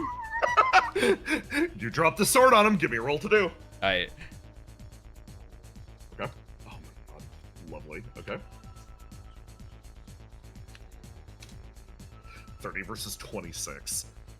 You drop the blade on this man as he pulls the knife out and he charges his way forwards. Man, I just want to register he had this ability and he couldn't move in range for it. It's not relevant now, but he sort of puts two of his fingers together, seeing you pick up the blade and swing it, and he snaps his fingers once. It's a call, almost like a bell to the soul, as you feel him try to call out your inner flame and snuff it out instantly. Snap, deals 30 damage for every locked out dice. It just sends out a wave. So he saw you shoot that SMG and is like, oh, I'm gonna blow him up. But you managed to, you feel it call, you feel this being in front of you call to your soul as he darts forwards. And your soul does not leave. It feels like it's almost anchored in place, heavy from the sword it bears. And you swing it down on the man, cutting heavily into him and destroying a segment of the highway behind. You clashed and won. What do? Do you want the double damage? Or do you want to apply some sort of secondary spicy effect? Some secondary spicy effect? Nah, yeah. Double damage. Double damage? You watch as his armor explodes open, flame coalescing out as he rolls backwards across the ground, setting himself, taking a wound. He picks himself up, picks up his blade, and charges. Yeah. Does it do anything extra for being the opposing court? Uh-huh. Yeah, that's why it instantly wounded my friend. Okay. Just checking. That was 12, doubled to 24, doubled to 48 damage that my friend just took to his face. He scrambles his way up, picks up his knife, charges. Give me a roll to die. Roll to die? Okay. Yep. Or give me a clash, actually. Oh, I'm such a fool. Okay. I'm such a fool. Okay. 29. You feel his arm reel backwards, lock in place, and Ace, you get the feeling you're about to get got real bad if you don't push this. And similarly, he's probably gonna push this if you push this. Do you let the attack hit you? I'm just gonna ignite to push it. Why not? Yeah, ignite to push. Okay, yeah. So we're gonna throw our d6s at each other. 4. Okay, he wins. He grabs you with those claws and throws you forwards. Adalasker still held high in your hand. You feel your body drag backwards, and Willow, you manage to see this. As he throws you back, you slide across the ground, and he claps his hands together. And in a moment, you actually see bliss. It's hard to describe the emotion that watches over you. He's gonna catch Melly, Willow, and you, Ace, in this attack. As the nasty part of this was I was gonna try to get any of your like soul links. You have managed to get all of them out of the way. That's good. You find yourself thrown backwards and dragged somewhere else. It feels like you're caught in Melly's ESP. It feels like space is distorting around you, and your connection to the world has become somewhat tenuous.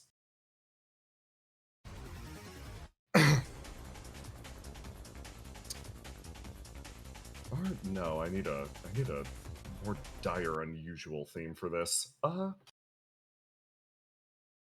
Willow, you're the one that probably notices the passing similarity first. You find yourself caught in almost a nexus of flame. The man claps his hands together almost in prayer, and you find yourself thrown to a pitch black void. Your flame screams that it's been yanked outside of the world. It feels like you've been thrown somewhere else. The man in front of you watches, and he holds both of his hands out. You have shown me what form death takes in this world. Destruction of the body. Now, I hope to show you what death means where I am from. He holds his hands out. Squad, give me a roll to die right here, right now. Yeah, this is... fuck, yeah. This is not gonna be a clash. Yeah, because I already locked out, so... Yeah. Okay. So. So. He claps his hands together once, and you feel your body give way. It's a very funny thing. Ace, this is a familiar sensation.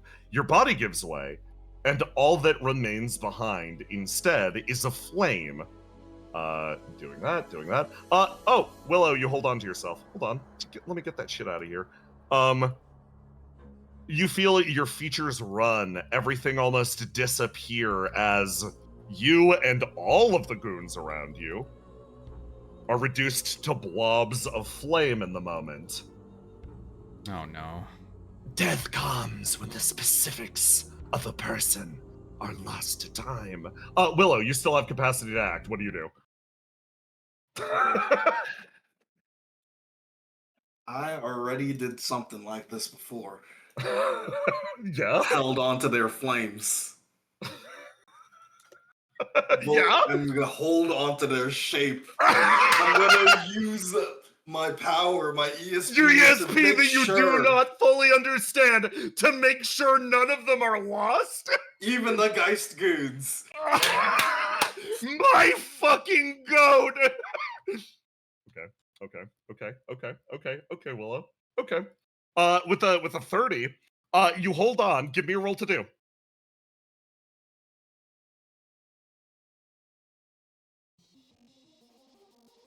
32. My goat. You just pull in all of their flames and simply hold them inside of yourself. No loss, no nothing. They're here, they're fine. He claps his hands together again, and another wave goes out. Willow, roll to die for me again. With a 29. When all things are lost, when someone disappears entirely, it relies instead on those around to carry their memory. You may roll to do again. Tell me, Willow, what are you doing in this? You feel the flame around you being manipulated. He is trying to annihilate any proof of your existence. people aren't gone when they die, the world doesn't forget. His hands go to the sides again. Without those around them to carry their name, to remember what they once were, they will fade into nothingness.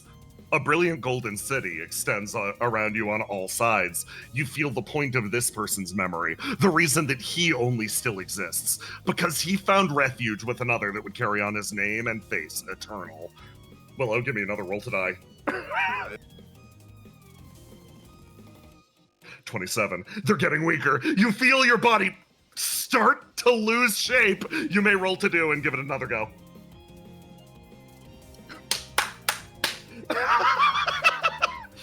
Even the people of World 1, there's only one guy I know from there, and he still carries them all. But it's not just him.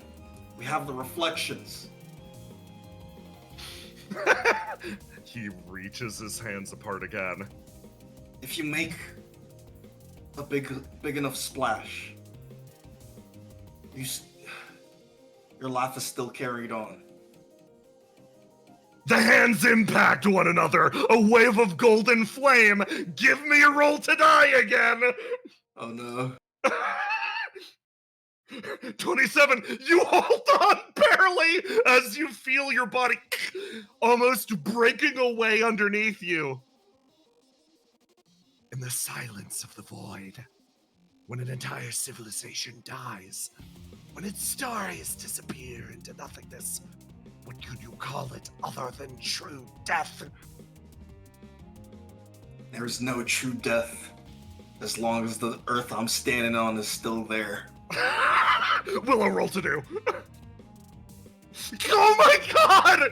The hands clap together again. A wave of white dispersing, or attempting to disperse all the souls around you. You hold on tight to them, keeping them all straight, withstanding the maelstrom as everything fades into nothing.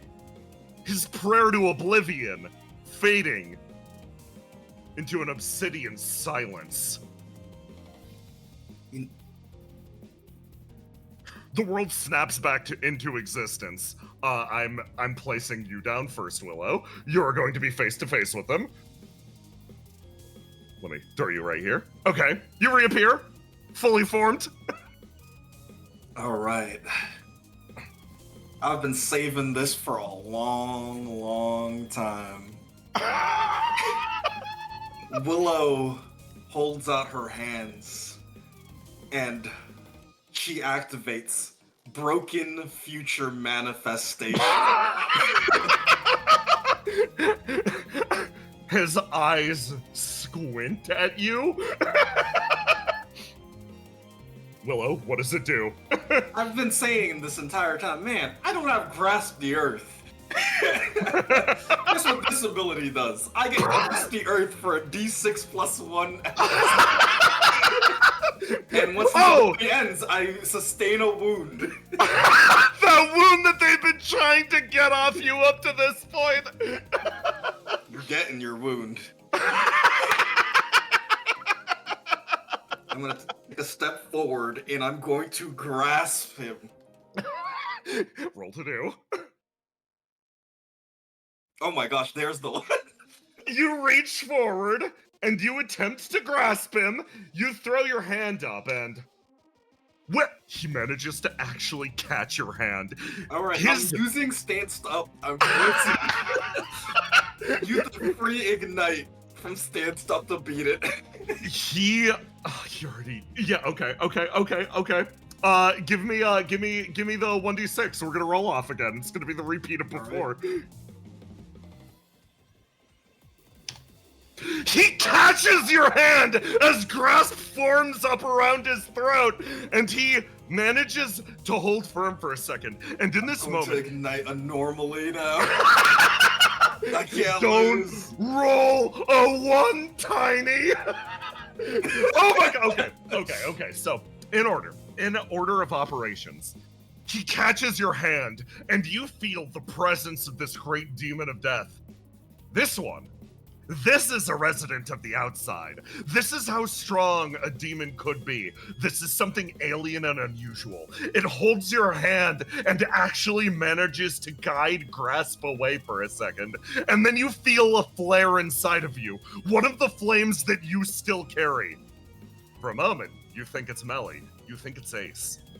But based on the words that you said, you know it's someone else. You know it's one of those literal Geist Randys who wants you in this moment to win. Your hand catches his arm. The helmet falls free from his face, and you get to stare deeply into what you knew was always there. You look into the burning eyes of this skeleton. You hold on to his fist, and what do? I'm going to... Alright, let's see if my throwing got any better. I'm going to throw him directly at the moon. At the moon! Let's see if I can hit it. Willow, you grab this man. You grab this man who I expected to die a miserable death in a turn or two. You whirl him around, and you just fucking throw him. You watch as grass disappears around your palm, little flicks of flame. You feel proud of yourself as you watch that man simply disappear into the fucking distance. And then the effect wears off, and these two thunk into reality behind you. Dum dum. They saw all of it.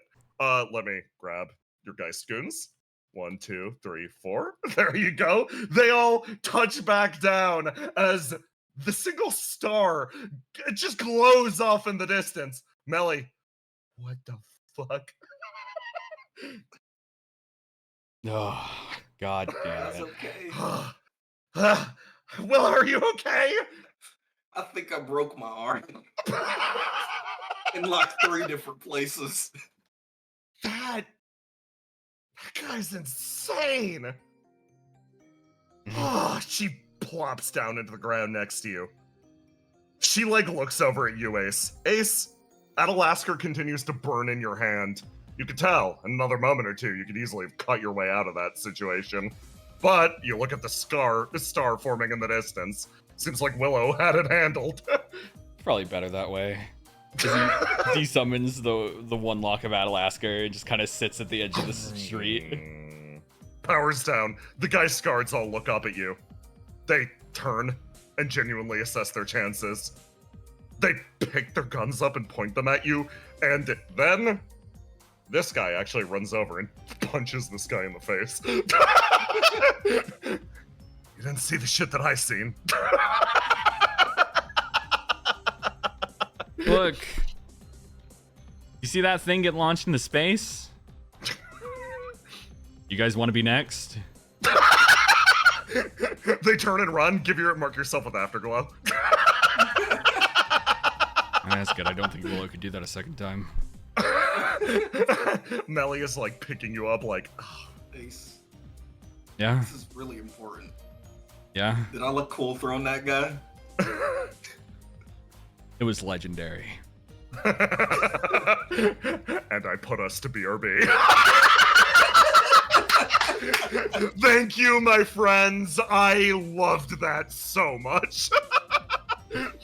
Holy shit. I'm I sad. held on to that wound until I could lose it on my this own wound. terms. I'm so sad there's no scraps of him left because I was gonna give it to List. Listen. He's not dead he's yet. Resummonable. He's in space. Oh, that was such a good fucking Treats for fight, your guys. wife.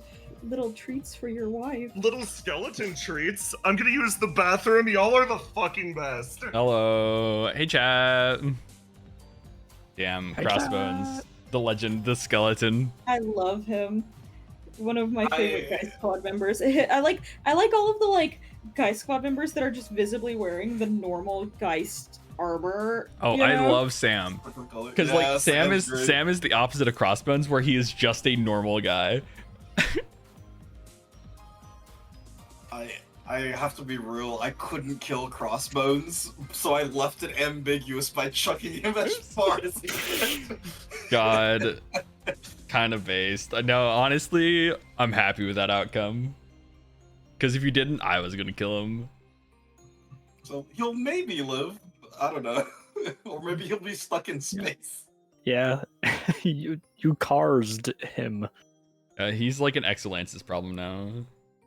Yeah, you were like, I'm sitting him to the moon, and I was like, Graham finally sitting back down on his pillar, and then just Crossbones just slamming into the side of him. Excellent. By the way, I literally just, at the end of that fight, I just remembered I had that ability from Keyhole. I know you did. I know you did. You've been doing a good job of remembering your abilities this session. You remembered you can act twice. You remembered that, and everything's good. I always forget 90% of my abilities, unfortunately. Damn, couldn't be me. I literally have abilities that will save me from death, and I'll be like, I just never get that far. Yeah. Never get that far, and you won't have to remember it, bro. Easy. You know, I remember my chef skill. I never forget that one. The skills that you remember are the ones you lost. So you always go, oh, dude, I can grasp the earth. It's like, no, you can't, bro. It's like, oh. How stupid do you have to be to take out or to agree to a contract to kill Will-O-Wisp? It wasn't that he agreed to a contract to kill Will-O-Wisp. I mean, he agreed to work for Geist, and they said kill Will-O-Wisp. I mean, the cleaner. That's when you say I quit. That's when you say I quit. I mean, Fuck this. He's a demon, so he can't really just be like. What about the cleaner, though? Yeah. Okay. Well, that guy, he was stupid. Yes. Damn, bro. What happens when a demon quits and says no? Do they have the capacity to do that? I don't know.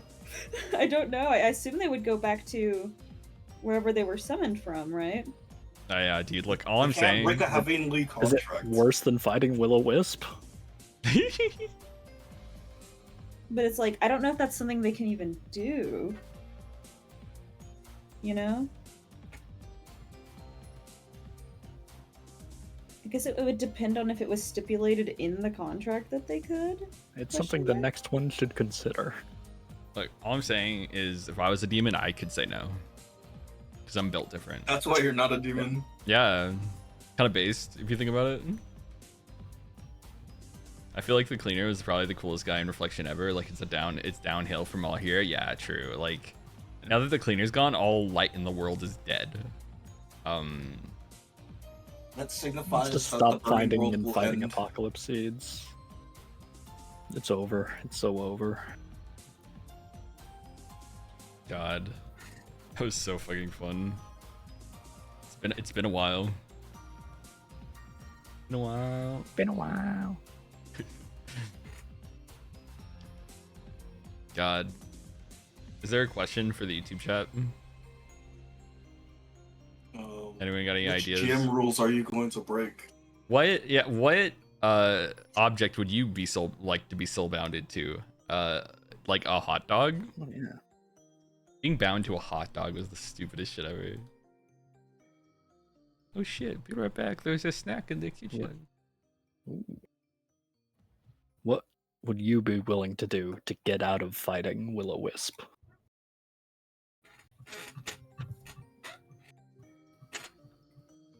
I mean, they didn't say to the death. And they didn't say what type of fight.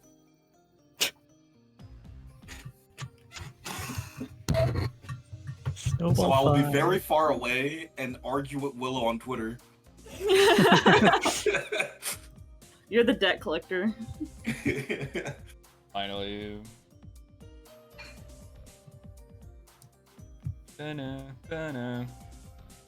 I got a brownie. Oh, that was so fucking awesome. Okay, I'm back. You guys are all jealous of my brownie. I get it. I am. Yeah. How did you know?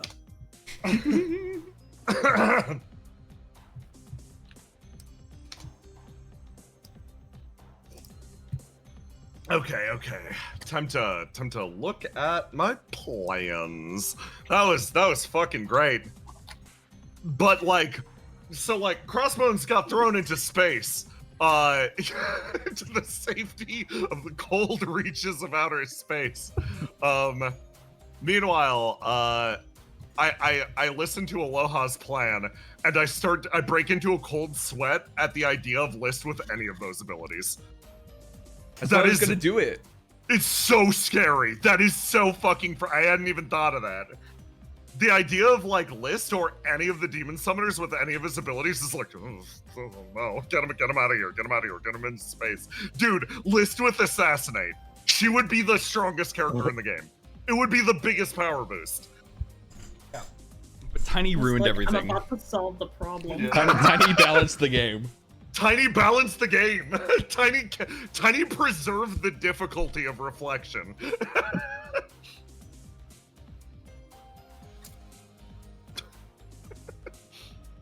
Hold on, I gotta add one thing.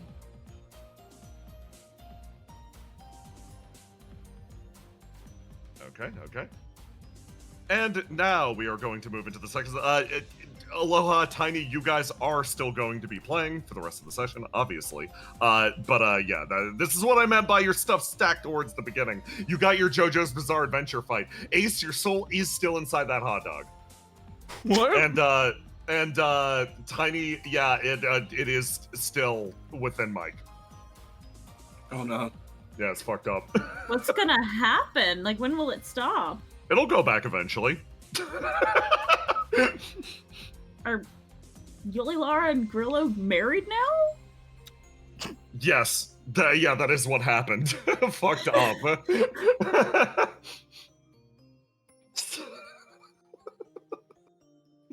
Queen of Flames is now following Ace around. Okay. Okay. I'm just setting some stuff up. Let me double check the second half of the session. Okay. Am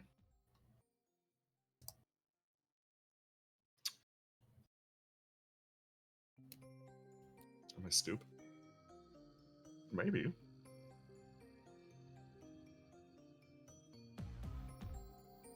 Yippee. Okay. So,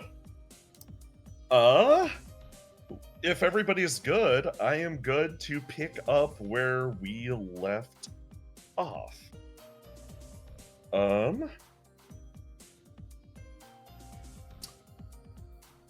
So, we are going to start with Basil. Or no, we start with Argos. My bad. The other one. The other purple one. Yeah. We got lots of purples. Argos. Yes. You work on your plan.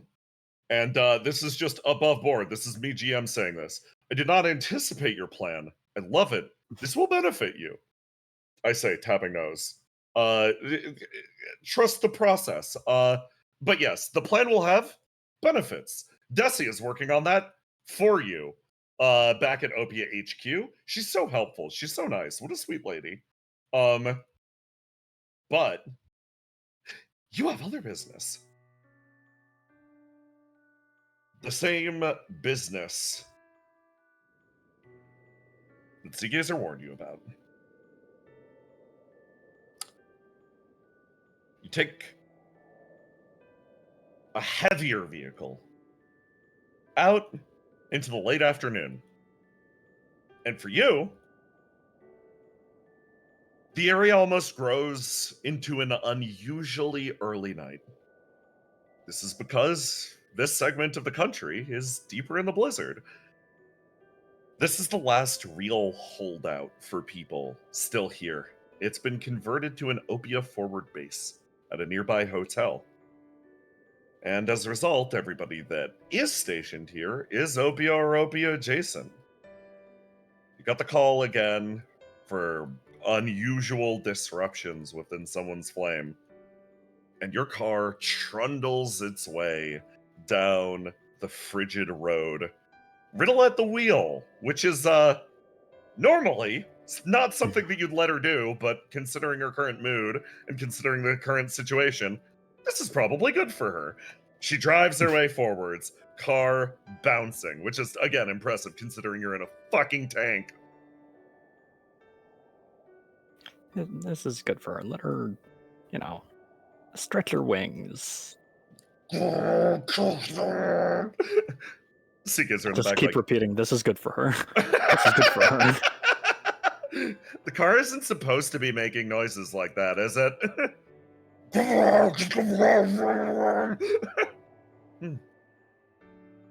I can't It's see good for it. all of us.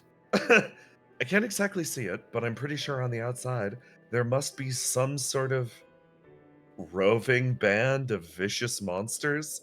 Growls that intense shouldn't be. No, that's the car. The car's doing that, Abe. Oh. Riddle smiles over at you lightly. This is nice. When was the last time we all went somewhere together? Never. 8 says in the background. Yeah, this is new.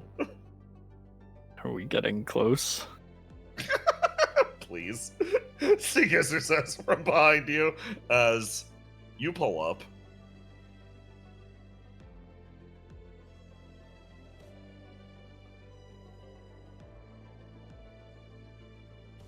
Traveling a long distance through the whipping winds. Ahead, you see a single point of light, barely, in the darkness. A lamp in the upper floor. But the rest of this area is cast in such a dark shade of blue. Riddle manages to skid the car up sideways and stop it right here, immediately in front of the door. Okay, everyone. Feel free to lay on, heap on, dare I say, slather me with compliments? No. Seeker says in the back. Okay, sure, fine. Why not? Yeah. I'm rating you 1 star on the app. She throws open the door, sort of climbs down. You look at the building around. It looks back and forth. That was fun. It moved about as much as a ship from World 8 during the most turbulent of storms. Yeah, that's because the suspension, it's really good. See, that's a compliment, Riddle. Yeah, suspension is supposed to negate. Right? It's supposed to, like, stop stuff from feeling that bad. I'm kind of feel sick. Let's get inside before we freeze to death. Or that thing explodes. You'd register the one phenomenon that will get Seagazer to pay attention to the fact that she is not wearing winter clothing. You bring up how fucking cold it is outside, and she's like, oh yeah, and then you guys rush in. You make your way into a dimly lit building, clearly on emergency power. Very little of this place is still functional, but it's still working enough to stay, like, active. It is warmer in here than it is outside, and Seagazer visibly appreciates that. Oh, nice. Okay, cool. It's warm in here. I wouldn't exactly call it warm, but it's not cold. You wouldn't have to worry so much about it if you just dressed appropriately. What part of my dress is inappropriate? You gonna report me to HR? No, she whispers quietly. You're far back. from the worst. You move your way down the hallway as you see the person who called you, sort of pacing back and forth up ahead. Hi, you guys. Thank you for coming on such short notice. Yeah, we're kind of the emergency trauma squad lately. Yeah, that's a good way to phrase things, because for a very specific type of trauma. Things are a little more dire than I let on. How so? It looks over. Communication dips in and out, and Well, I think it'll be easier to just see. Come on. She leads up ahead. 8 turns over and, like, almost looks back at you, Argos. Tilts one ear down, one ear up, quizzically.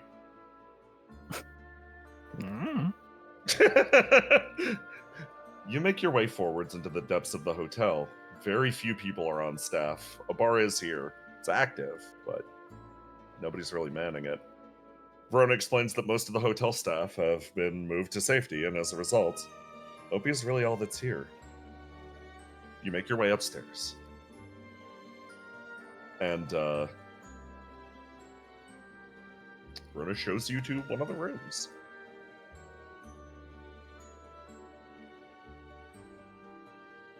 See her make her way forwards. And an acrid stench sort of picks at your nose. It smells like flame, like a large amount of it. She turns around. At the risk of being dramatic in the foyer, I've decided to be dramatic here. About the individual that I messaged you about. It seems they've been murdered. Seegazer freezes. She turns. You couldn't have told us about this earlier? She shakes her head. I tried. She sighs. You see Riddle almost make her way forwards. 8 looks over at you and makes eye contact, Argos. You try to get a read of what the fuck she means by any of these knowing glances. It feels like ever since your connection the other day, she just expects you to be able to read her mind, but weirdly, as she gesticulates wildly with her ears, you do actually manage to pick up what she's putting down now. What Desi said earlier, but people near the end offing those infected with apocalypse seeds. Riddle makes her way forwards and double-checks the body. Most of it is given way to flame. Small amounts of ash are left behind. She looks down and begins to inspect it. Do we know what killed them? Verona nods. Makes her way forwards and actually points to a bullet hole punched through the back of this person's, like, clothing. I see. Yeah, no way around that.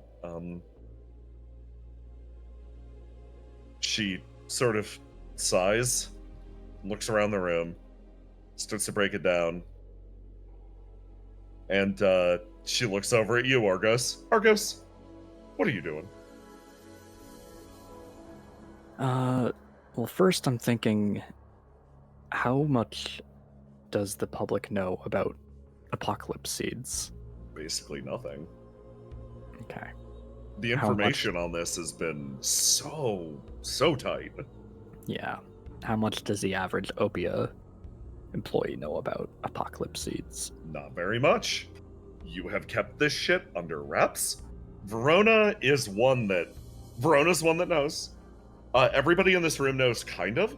You fill in Riddle as much as she needs, and her memories reset on the subject extremely regularly. Seagazer and Nate are the two that know pretty intimately what's happening here. Alright, I'm going to scan the body. Yeah, Single-handed savior. Give me a roll to die and then a roll to do 2 times with your scan rolls.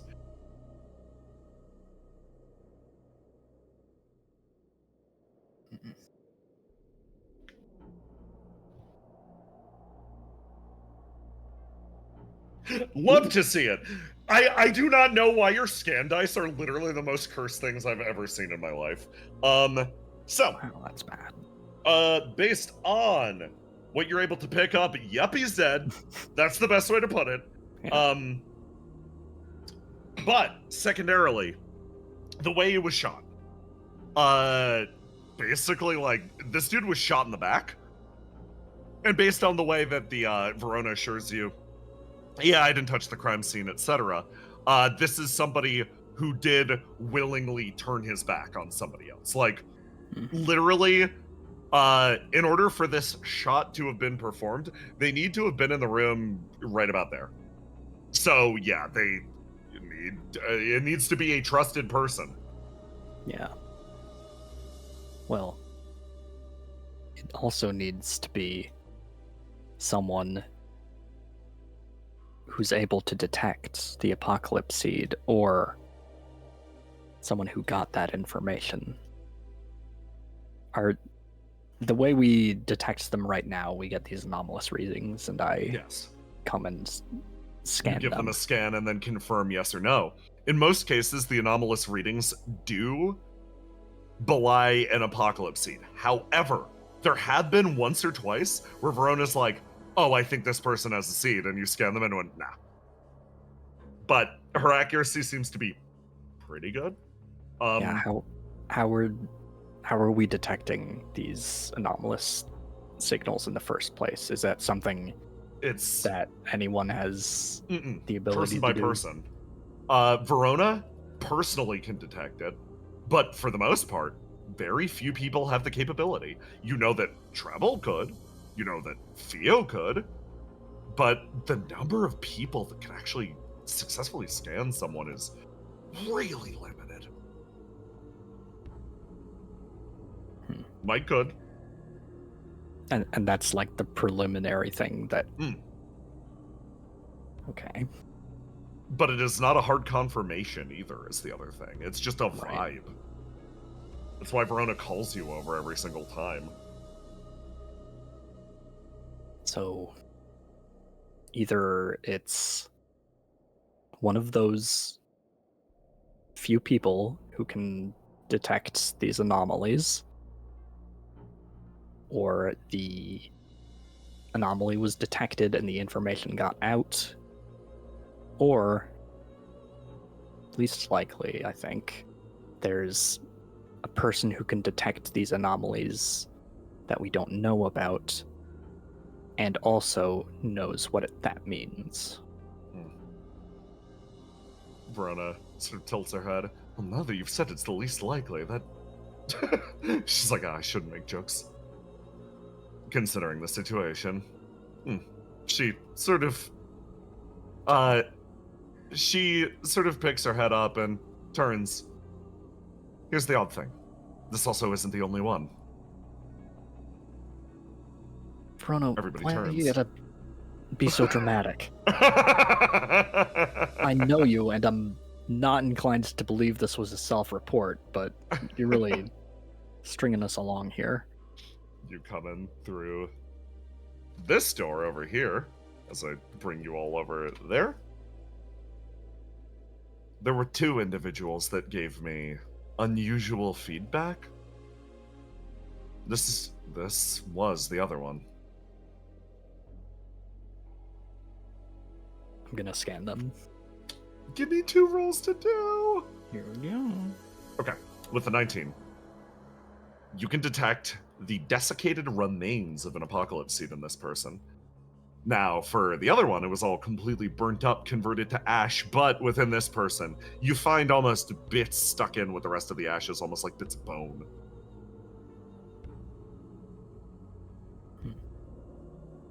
And it's different than when we remove the seeds from No, yes.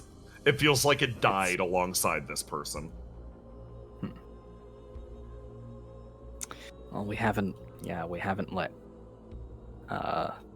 any of the potential seed bearers die, so we don't know exactly how the seed reacts when that happens. So it's hard to tell if this is normal or what. You also haven't exposed the seeds to open air even before. You've been very careful about their containment.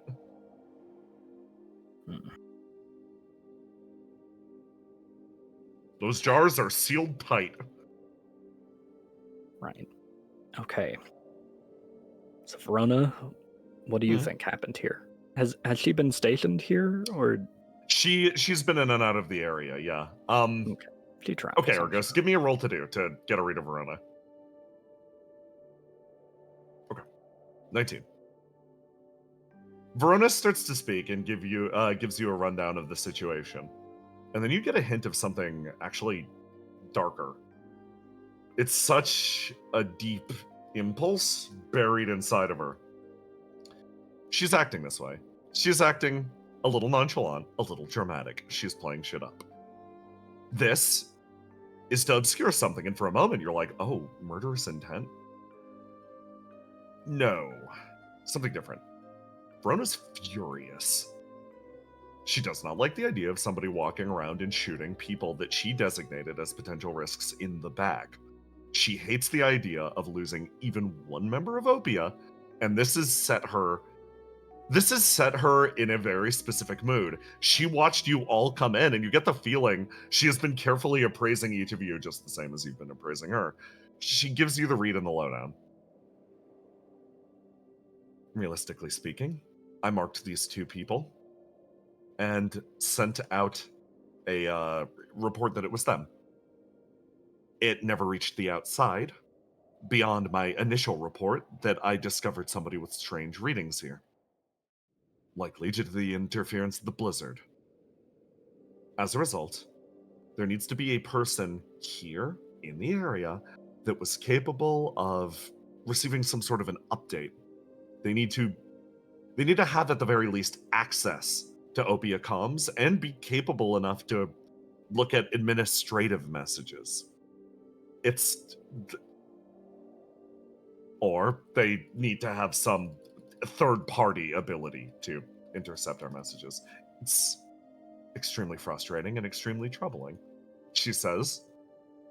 Very neutrally, but again, you feel that rage bubbling. You feel it. Okay, I've got a sort of scientific question. How are these messages being transferred? Is it radio waves? Radio waves, yes. Okay. She sort of turns over and looks at you, and then actually gestures with her head a little bit. Like she wants to speak to you privately.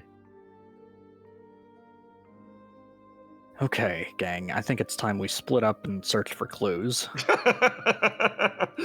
Riddle, like, I'm gonna go over what we learned from these people. Maybe there's something I can use. Riddle has started her shaking again. Sort of sees that and looks over at you. I'll keep an eye on her. Thanks. Pats you on the shoulder. Makes her way over. You and Verona she turns over, sort of smiles at you. Well, we said we were going to catch up later. How about I get you a drink? That was as bad as time as any. The two of you exit and go downstairs. And in a significantly more cheerful part of the countryside, Basil! Boy, it feels like a lot is going on. A lot is happening. But that's not your problem. You're setting up a festival! Let me play your happy music. For all of the good times you're having. Where's the happy music? I'm in the depressing section. Why is there so much depressing music? Who would do this? There we go. I am keeping the sounds of winter rolling through. So, it's functionally late afternoon. But things are so much brighter where you're at. Look at how nice it looks. I love the winter.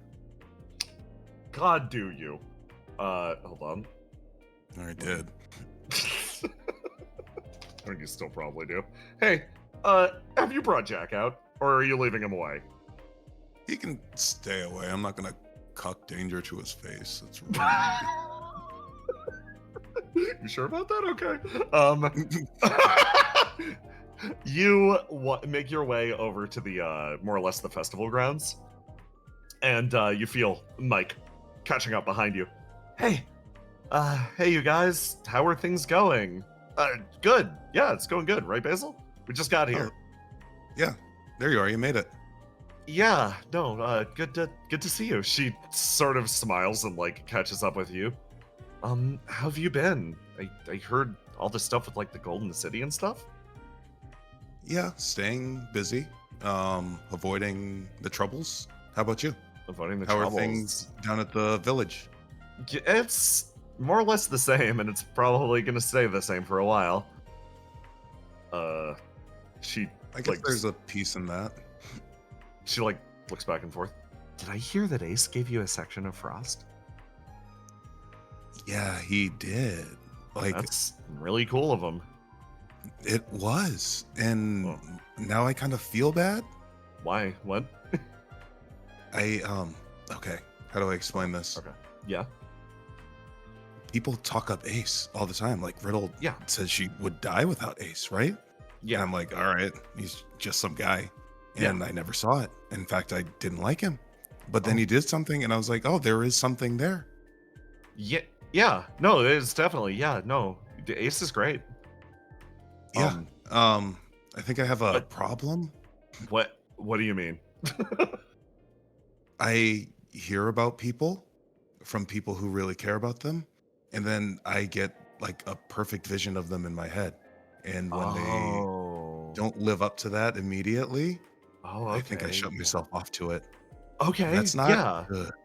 That's not great, but like if you're aware of it, then it can't be that much of an issue, right? Like, Right. so long as you're regulating yourself for that. Yeah. Good job pinpointing that. Yeah, I think I just needed to realize it, and I did. Yeah. So She problem smiles. solved. That's awesome. She again looks back and forth conspiratorially. Did you went like outside of reality and stuff, right? Yeah. You ever been? No. What's it like? Oh, you should come. The city's crazy. It's unlike anything I've seen here. Yeah, And that sounds I've seen several things here. that sounds so nice. And there's a bunch of demons, and they would love you. Like, you would be the most popular girl in all of the Really? Golden City. Yeah, I said. Really? I told Riddle. I said when we got there, I said Mike would be so popular here. She pauses. Tail is flapping back and forth. The penguin is visibly pleased. I'll take you sometime. Okay, yeah, that'd be awesome. Yeah, thank you. A big warm smile, soul recovering bit by bit, as Danger sort of like made his way forward, was talking to this guy, turns around. Hey, I got a question. Yeah. They don't know what to set up, like 100%. They got given ambiguous orders by Riddle to basically set up a festival. So like, he points. This area around here, these are like the stalls, and we got to decide what we're putting here. And then like way up there, that's where the stage is gonna go. What do they say? Is it like a concert or something? Well, it's a festival, so I assume it's to boost morale, right? Yeah, probably, huh? Okay. So we should probably fill it with things that people would like. Yeah, that make people happy. Yeah. He smiles. Okay. Well, you wandered around the GEIST district before.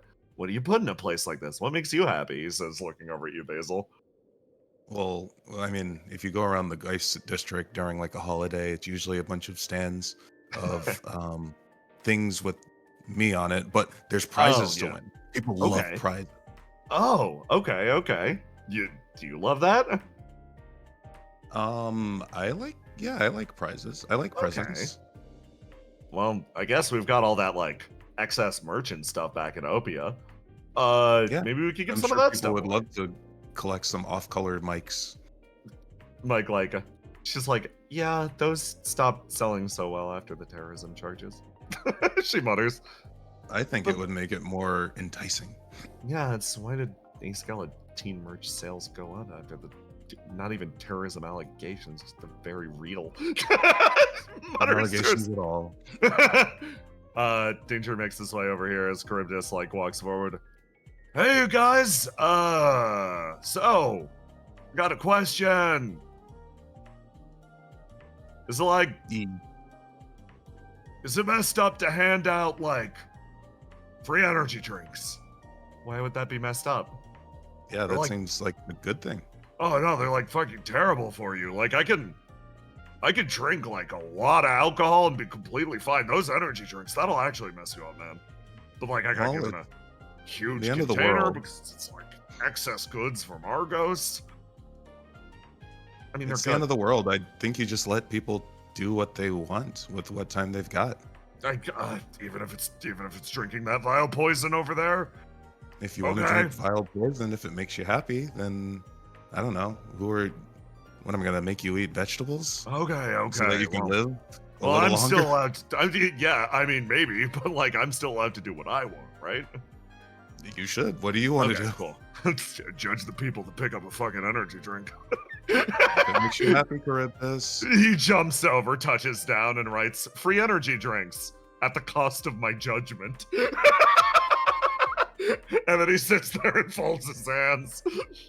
Prices have really increased since winter started. That makes sense. I think all of the, like, they say that all of the fruits that were being used and condensed down to create the energy drinks were from the Silt Islands. But in reality, all of the chemical plants got absolutely fucking flattened during the big fight. That's kind of depressing. Mike sort of shrugs as you all, like, keep making your way forwards. Danger is thinking to himself. You So, look like, a little lost in your head. yeah, you said that thing about, like, people would love off-color Mike merch, but like, what about you merch? Just like, I know there's a lot of it out there, but I notice you don't really keep it around the same way that the rest of us keep, like, our stuff around. It's I don't know. I don't think I've known anything else, so it's not that exciting to me. I mean, when you're not born famous, then it's novelty that people care and know about who you are. But now it's kind of like everybody has opinions of me, so I don't necessarily always want to think about it.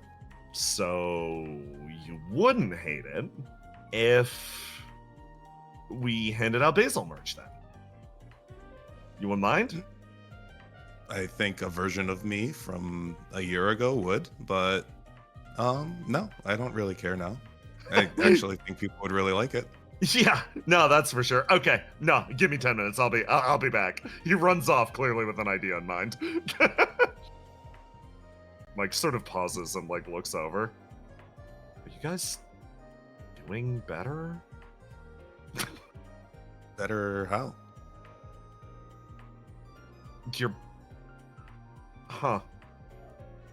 She doesn't know how to put this.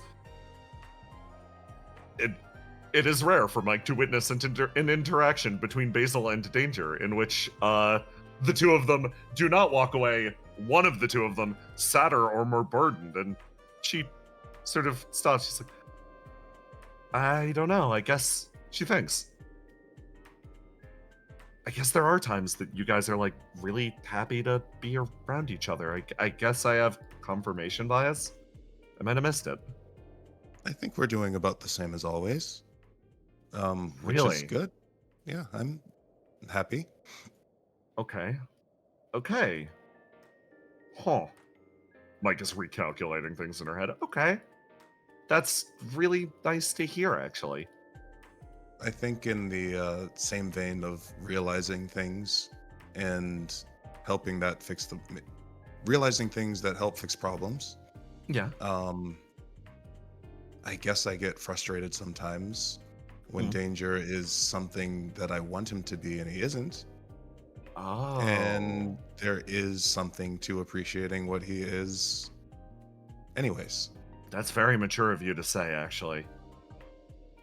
I'm trying to figure it out as quickly as possible. It's pretty it's pretty impressive. You see a shot, a shock of blush go to her cheeks. Okay, well, at least setting up whatever he sets up. Want to do the same old, same old? Let's move some boxes. I would rather do nothing else. You wind up going back and forth, and Danger disappears for a short while. He sends Mike a text occasionally, and you actually hear Mike giggle Like, she seems to like whatever he's cooking. And whenever you're like, oh, I wonder where he is, she's like, don't worry about it. Don't worry about it. It's fine. You make your way back and forth, cleaning boxes as time passes. And near the end of your little stint, you find yourself a little distance away from Mike, having basically you're pulling things out of this big shipping container, setting up for the festival. And you see a familiar shape in his fucking M. Bison cloak. He peeks his head completely horizontal to the ground around the outside of the shipping container, and he makes horrid unblinking eye contact with you. Hey Basil! How's it going? Oh. I didn't expect to see you here. Yeah, no, I actually went out of my way. How you doing? Are you holding up? Did you go out of your way? I did. I assumed that you wouldn't actually come down to, solid ground. One exception. Wanted to make sure you were doing okay. Right. How's everything up there? Absolutely wild. Do you want to catch up? Come on. Let's go for a walk. Good. You don't... I thought you were going to take me into that box. No, absolutely not. I camped out in there for the last 3 hours. I'm sick of it. Yeah, I guess we could catch up. I do have a couple of things that I'd like to ask. Yeah, and you don't have to if you don't want to. You're your own person. You're allowed to make your own decisions. And he looks at you, dead in the face. And for a moment, you feel a spark of something that feels like it's been buried for a long time. Regardless of what the interests of GEIST are, and humanity as a whole, which obviously I'm going to uphold no matter what, I actually, from my lurking position, I actually saw you walking back and forth, exchanging words with all those guys. I'm actually proud of you. Really proud of you. You're doing great. He almost reaches to put a hand on your shoulder, pulls it back, turns, and then starts to walk. Thank you. You make your way forwards, awkwardly, into the blizzard with the CEO. I'm gonna bring us back, and it's time. You're gonna have your fun conversation with CEO 5. We're gonna take a short break, and then we're gonna do more Willow. We're gonna do small Willow Ace, then more Argos, Basil, etc., etc. Let me get music playing, so you're not just stuck here with the dramatic wind.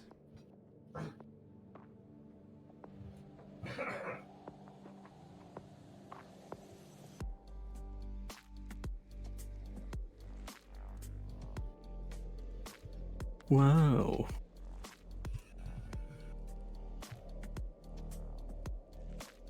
Just who you wanted to see at the festival. It's me, CO5. Happy Pride Month.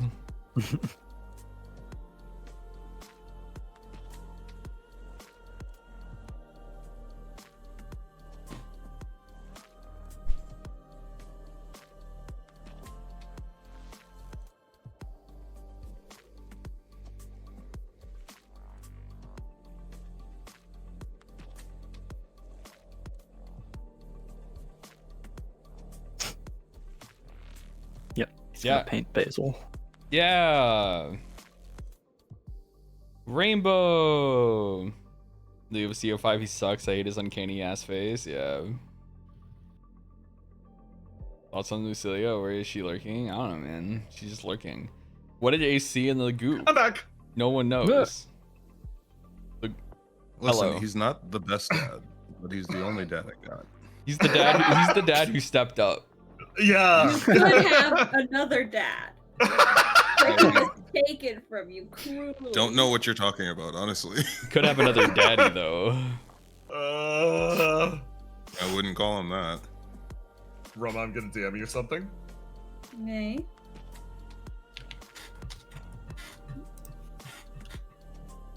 Okay. Yeah, guys, no Geist allowed at Okay. Pride. Okay. Is that okay? Yeah. Okay. Yeah, excellent. I had Can that. I ask which perspective that's from?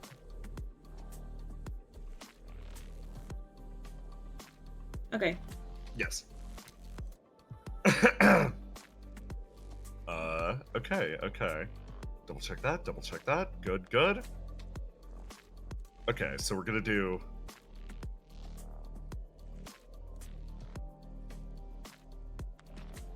We're gonna do an Ace scene. We're gonna do a Willow scene. Willard. You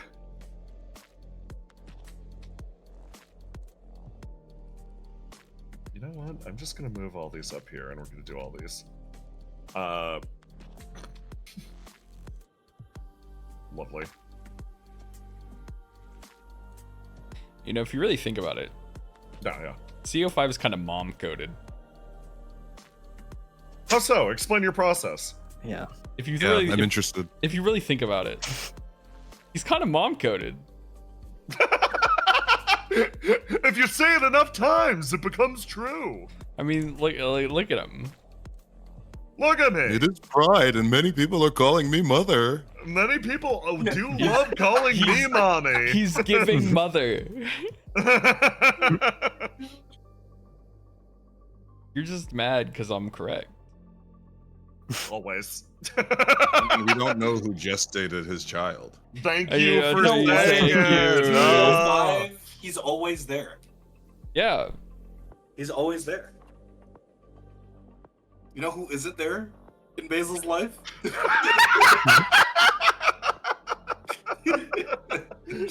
Facts. Much to think about. Much to fucking Much to consider. Think about. What's the thing about? Okay. I'm going to bring us back with Ace. Yeah. This would be over here.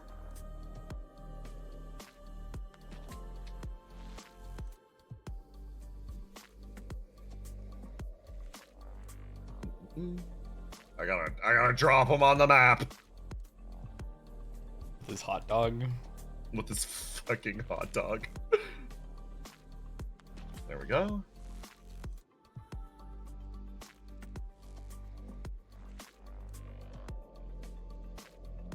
So, Ace, certain parts of that last encounter, if I can speak for your intentions for a moment, certain parts of that last encounter did get your brain a-going, and you pulled someone off to the side who was there with you to discuss aspects of what was coming. You wind up finishing your conversation in this room. As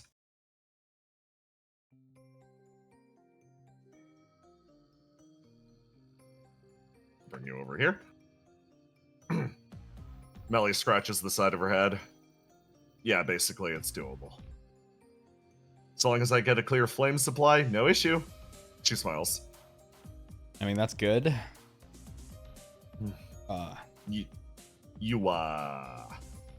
So you really just laid this on Argos, huh? I'd do it myself if I could. Yeah. I'm sure that's what everybody's thinking right about now. Huh. Pretty rough burden. I mean, Could be okay. Ace just kind of sits down in this chair, is looking through the glass at whatever the fuck this is. You look at the being in front of you. Somebody that actually wanted to speak to you directly. A severed skull of an angel. But the comms are currently off. At least during your and Melly's conversation. Everyone keeps talking about if they can't, what happens if they don't.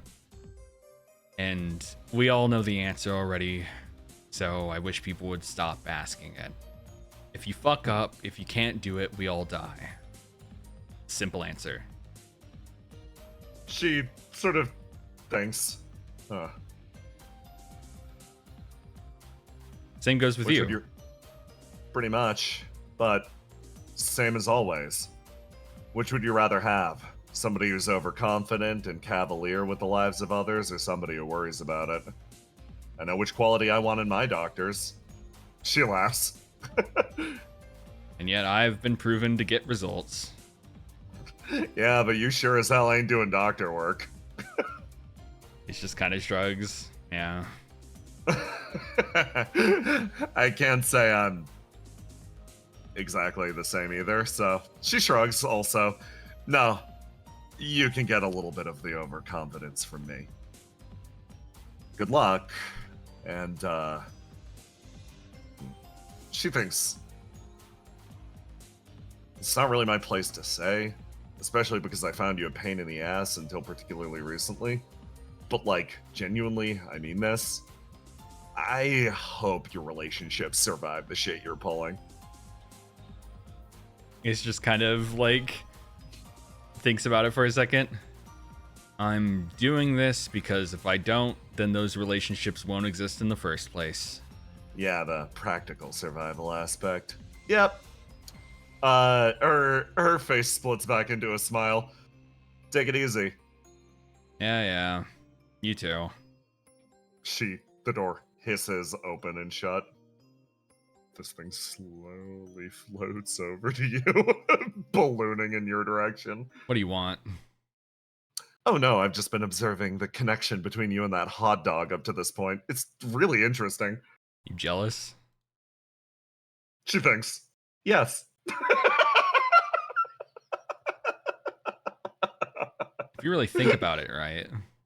Hmm. Me and this hot dog is no different from your body in whatever form you're taking right now. Unfortunately, me and my body are not even that close, so I'm trying to learn from the hot dog. If my body took damage right now, I'd be fine. Right now, this hot dog should start poking at, and you feel somebody poking you in the belly. Stop it. Please. This hot dog right now is so intensely linked to you. I'm trying to figure out the specifics of why. Allow me to observe the dog. I mean, you're observing. I'm observing. Okay, put it down on the counter. Okay. She just flits back and forth. And you actually get the clearance from Holly again as I canonize her further, as she's like, again, Riddle's out of connection range, but you've received permission to communicate with violinist. Literally just hit the button whenever you're ready. Okay. Ace hits the button and then taps the mic. You tap the you tap the mic and it sends out the call through the room. I'm restarting my roll 20 because the jukebox broke, and that's the way that's the way we live life. A resounding call moves through the area, and you hear a voice sort of like, despite everything so just contorted with rage, as you you hear her speak up. To whom am I speaking? He's like, didn't you want to talk to me? I asked for the most deranged bastard in the building. Who am I talking to? That would be I. Okay, good. The voice sort of settles for a moment. I don't know if you know anything about me, but my name is Violinist. I am formerly an angel that worked for the other side, Old Earth. Okay.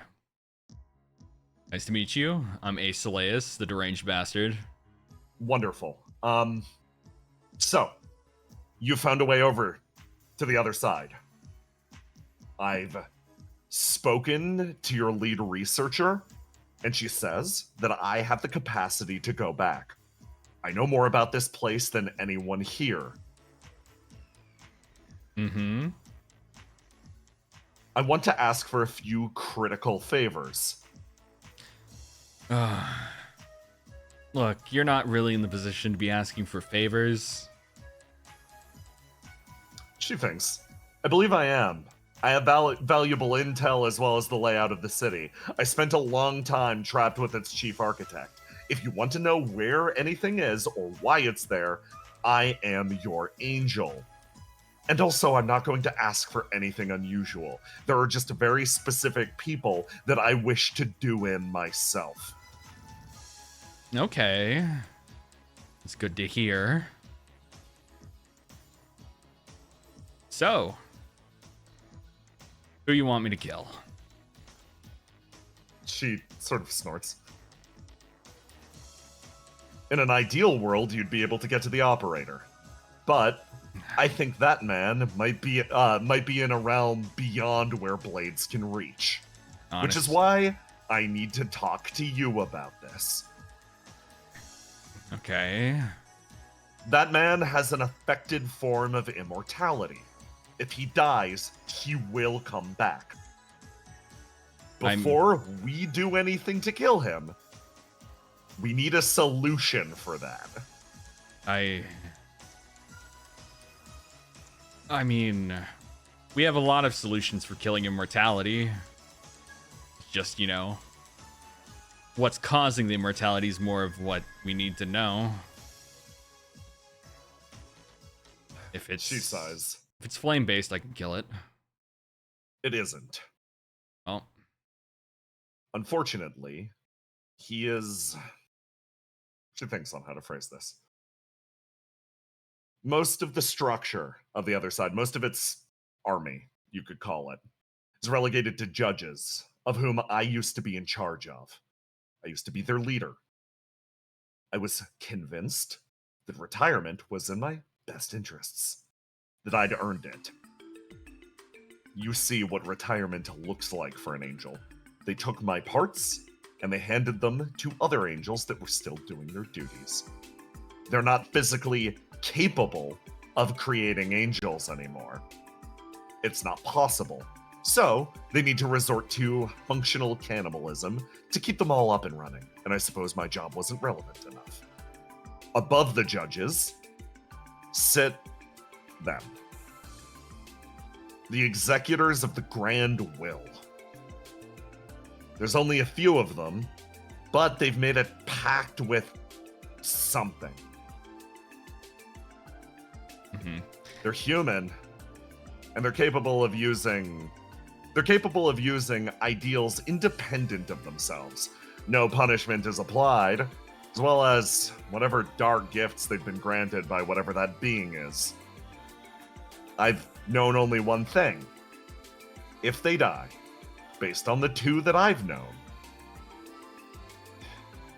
a different person in the world will be overwritten by them, literally giving up their body and mind to now host the operator. Ace dragged over his chair and is gonna open the door.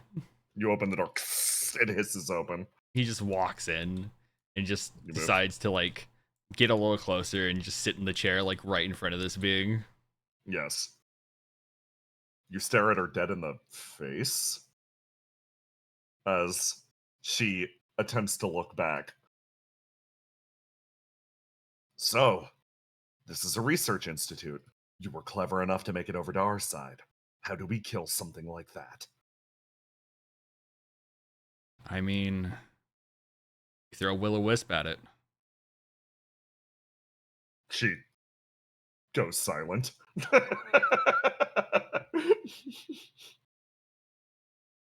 You have faith that that would be enough? That it would cause enough damage?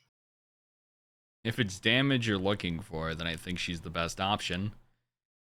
Look, the things I've seen Willow kill are things that no one's probably heard of killing before.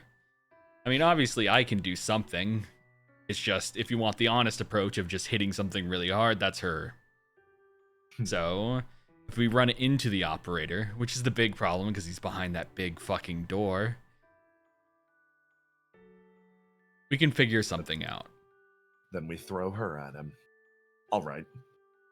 She, again, her head adjusts again. I want to make a deal. You get me a body. You let me do this with my own hands. I'll tell you whatever you want. Okay. Change to the deal. Just a little bit of a tweak. If you're not strong enough to do it yourself, and we manage to kill him because you're too weak, we still get the information. How about that? She lets out a laugh. If that happens, he'll still be dead. I'll just be furious. No, the only way that you're accomplishing anything on the other side is if I tell you how it works. All right. She pauses. I understand how you flame touched work. You're going to need multiple breaks from this, so I'm going to need to break it into bite-sized chunks. I could start at the very beginning. But I think that amount of exposition would literally kill you. Instead, let's go into the specifics of fighting a war. The head quivers. The city is isolated. The rest of Old Earth is gone. Everyone there has been tricked into believing it's still out there. But there are only limited pockets, called the quarantine zones. The rest is separated by an infinite expanse of chaos. What used to be the world. That city is the only point of order. If you overcome its army, you've won the war.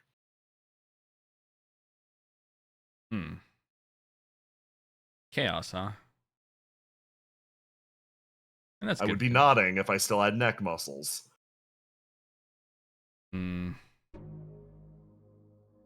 War, huh?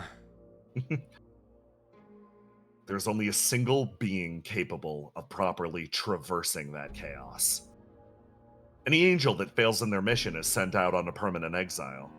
But there's one woman that can sort of add a level of authorship to it.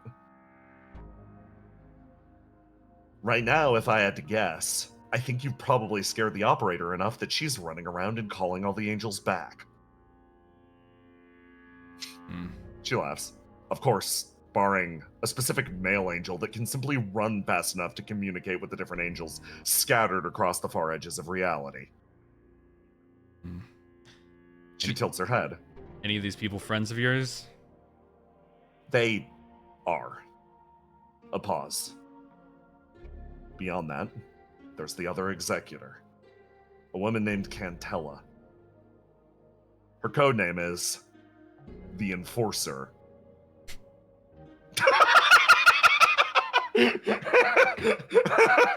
A voice she intones lightly through the room. In the worst case scenario, she's been called back to the city.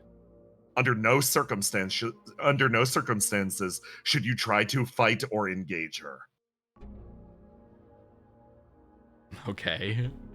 The Avoid Enforcer. avoid at all costs. Yes, the Enforcer. Do you know anything she does, or is it just bad news all the way down?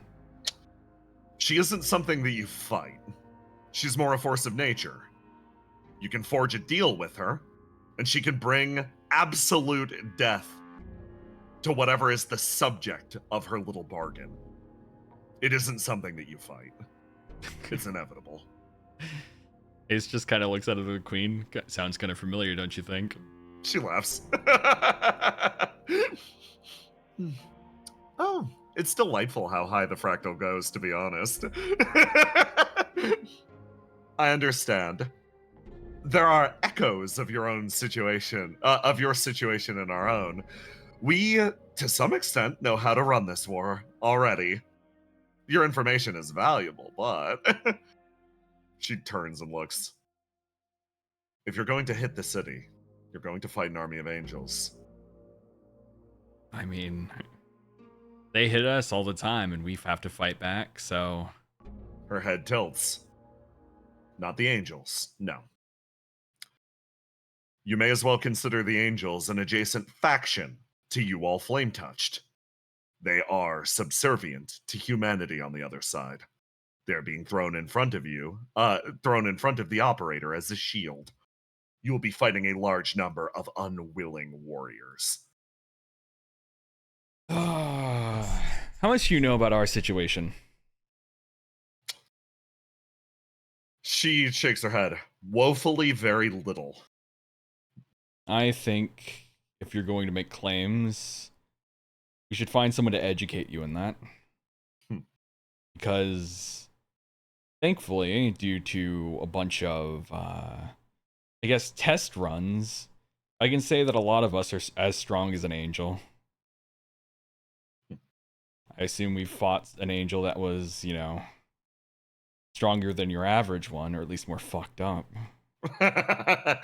Right. You were the lot that killed eternity. Yeah. Now, Yes. I'm not saying that, you know, it's going to be easy or anything like that, but I'm not going to be going in there as myself. I'm going to be going in there as a god. Just like they do to us. So unless they got something of equal firepower on their hands, then he just kind of shrugs.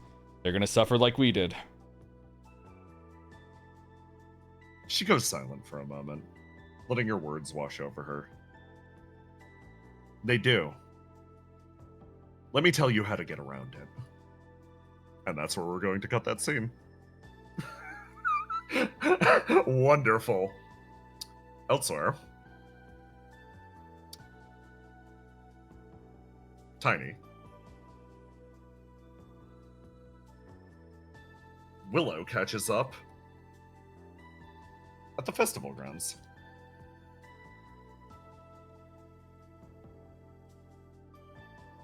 Let me drop you down here.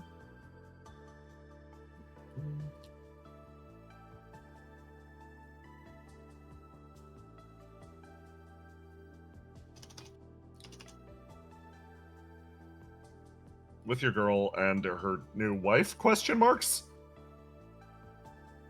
All things considered? Should have been me. You just wanted the free fruit. Get out of here. The two, or three of you walk together into the same area that Basil's in, but she's off in the corner having a discussion with her dad. Some are calling him her mom, but that's not your problem right now. Your trio sort of makes your way forwards, and like Grillo sort of like lightly talks to Yulilar and looks back over at you. That was a pretty impressive. I was gonna call it a punch, but you really just grabbed and threw him. Yeah, I don't know what came over me. Like, usually I try to knock people out, but I just really wanted to throw him. I was so angry. That emotion was anger. You likely spared his life from whatever Ace was going to do to him. Yeah, that's fair. I just didn't like hearing the words he said, and I felt like if I killed him, I'd make him right or something like that. I don't know. I was just really angry. And if I kill him, he'd be like, "Ah, I told you so," and then I couldn't yell at him more. I'm happy at the very least you didn't take his life. I don't think you like that, or we like that. Yeah, I didn't really like that. I'm still upset about what happened to.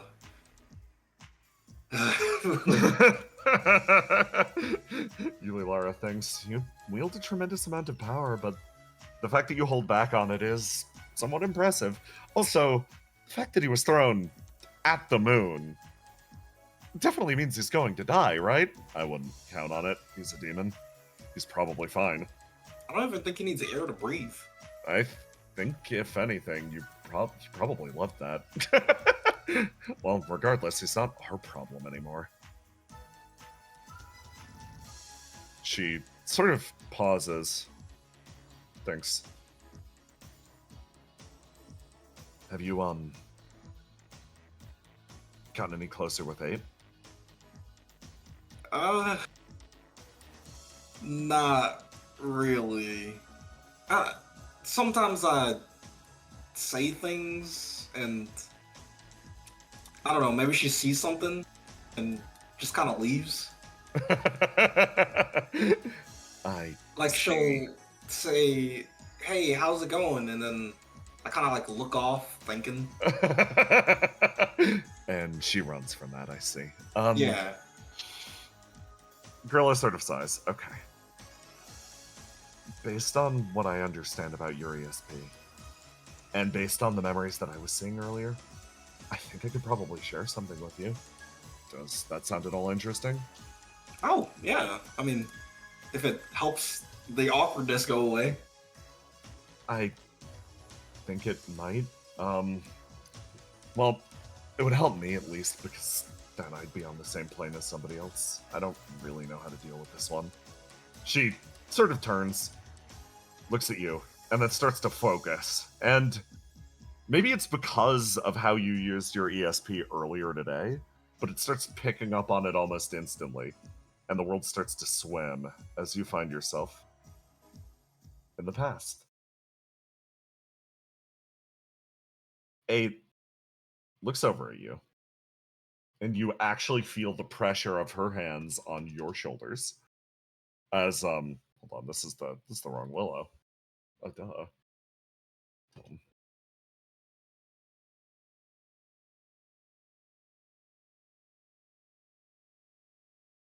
Got this. She looks you dead in the face. And you feel like you almost cut into the middle of a scene. Okay. You need to make sure. You need to make absolute sure, if you run, that they don't catch you. Okay? Her expression relaxes, visibly.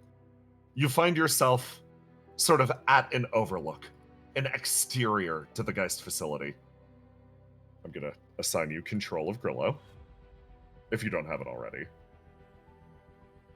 I don't have control. Let me go all players, all players. There we go. A lot of bad things have happened, but they could be worse. You're still here. Right. What are you gonna do? I can't leave. Cryptus is still here, and she pauses. No, that's an excuse. I'm afraid of what I might do if I'm even allowed to leave. Literally, it is safer out there than it is here. Willow puts her hands on 8's shoulders. If you change your mind, you know you always got a spot next to me. You see a shock of pain go through her face. Yeah, please. Keep that open for me, okay? Oh. Okay. Good luck, Good luck. She pats you. And then turns. And you see her sort of disappear, moving back towards the building. She looks back at you. You get a sense of her emotions in that moment. She doesn't want what happened to Ruth to happen to you, too. She ducks her head down, and you watch her blend into the darkness. In that moment, Willow wanted to yell at her, to have her come with, but she didn't. She turned. She ran. And eventually she was caught. But she wasn't sent back to that lab. So I guess to some extent, it was still a success. Elsewhere in the world, somebody sits dramatically in the same position she always has. One knee up above the other, she taps her foot on the ground. She rehearses those words that she hasn't been able to say to Willow time and time again. She sort of clutches the side of her face. She thinks hard. She wonders if not saying it is good enough to convey the idea to simply stand here. But she quietly lets the winter winds wash over her. She says it out loud, if only for her own sake. I changed my mind. Inside, Argos. Tiny, that was fire. Tiny, that was fire. Tiny, that was fire. Tiny, that was fire. you find yourself getting drinks with Verona. How nice. How nice. How quaint. How normal. She sort of sits there, leans forward, looks over. So,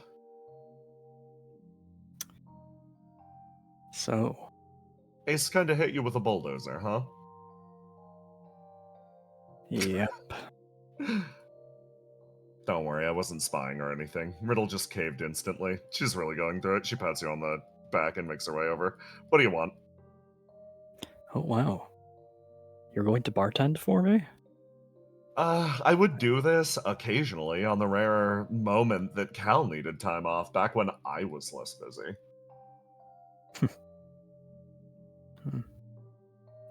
Might be a fond memory then. She mixes a drink. Verna, let's roll for fucking quality. Okay, yeah, it's good. She makes her way over and sort of leans on the counter. You're not bad at this. I'm not, no. So, are you going to do it? What Ace suggested? She nods. Take somebody who's destined to become an apocalypse seed. And, well, practically speaking, you could feed them a bunch of flame to induce the maturation process almost instantly. You could functionally prevent future sacrifices by picking someone here and now to be your sacrifice.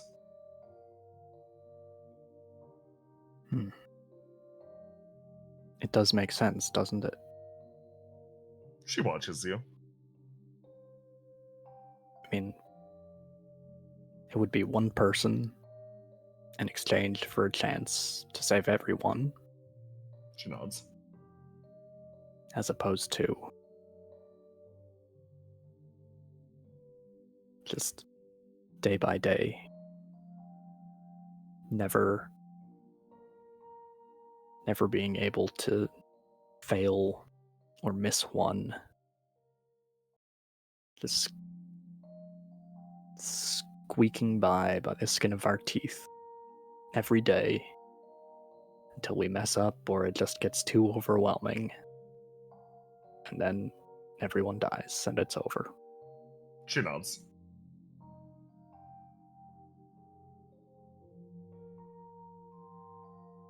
If I do it, it means that we've failed.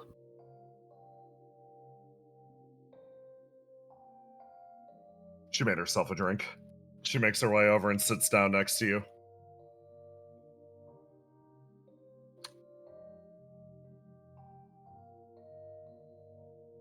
Before Opia functioned as it does, before it was a big hospital, I used to wash over Willow, Ruth, Riddle, a few others. Called it Station 1. And very few of them are still around. We lost most of the coda.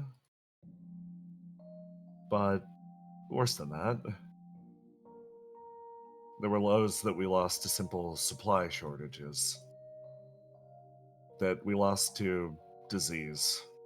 Another consequence of going down in the coda. Those people... I was their liaison. I was their connection. I was the person that looked after them. And on my watch, almost all of them died. She looks over at you. Right now, you're going around and curing these apocalypse seeds. You're pulling them out of people from what Opia has grown into. Originally, I thought that this organization, its current state of existence, was something that was only paid for with the blood of all of those poor people. consequence of my own negligence, perhaps, but just the same. I wanted Opia to stand as a beacon for others because there are those that died for that symbol to be printed on all of our clothing. She reaches over, drinks her wine, sort of smiles.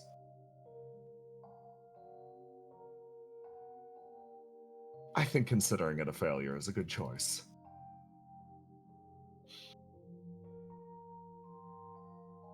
It's not paralytic. Failure is something that you can come back from. She mutters off to the side. The Verona of even 2 weeks ago wouldn't have said that. You get the feeling something's maybe cauterized in her heart. Maybe seeing what's happening with Riddle has made her firm her resolve up. So, you're not jumping at the chance to sacrifice anyone. That means I can be a little more blunt with you. If you'd wanted to give up the life of one of the members of Opia just at the drop of a hat, without exhausting every single alternative first, I would have ended the conversation here. And, well, I'm certainly not the murderer who put 2 bullets in some of our friends and coworkers. I would have considered it. She says very bluntly. No. Argos, those weren't the only infected people in this building. The reason that I played so cagey is because I was afraid of the fact that you would simply turn one of them into a portal. Come with me. She pats you on the shoulder. And you sort of start to move off in this direction. As far as my own findings go, the reason that I've been here observing this hotel is because during my station 1 days, this was registered as a location of interest for Geist. Before you lived up in Midtown, you used to live in what would become the abandoned district, correct? She says, looking over at you. Yeah. It's interesting. You also were on a list of preliminary data that was handed to then Opia at the time. Didn't think anything of it. I thought the fact that you might be near the coda might mean, well, you'd contract one of the various diseases that come from the place. She makes her way over into a back room. In a manner of speaking, that's correct. You had an apocalypse seed as well, right? Yeah. She makes her way over to this big yawning hole in the ground. There are very few of them. They're scattered, few and far between, but she points down in the hole. I believe there's a direct correlation to those who are infested with apocalypse seeds in the presence of the coda. If you jump down here, I think you could find your way to the very first layer. Really? I sent most of the people in this building away for their own safety. But for the rest of them, she turns over and looks. Argos, I have reason to believe that they're all infested with apocalypse seeds.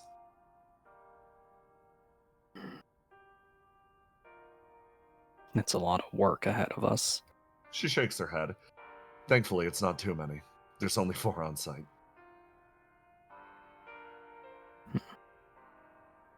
Do you think one of them is the killer? She sort of tilts her head upwards. No, unfortunately. I needed to make a choice, which I consider more important. Retribution, or keeping the largest number of people safe. I evacuated this location. I sent them all away. If you want a dossier on who exactly was sent, I can pass it your way. But the reason we're on such low personnel is because I prioritized saving... She thinks about the words.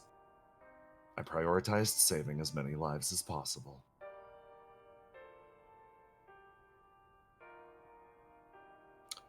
I'm sorry, Argos. I don't think you'll catch your killer today. But you might be able to save a life.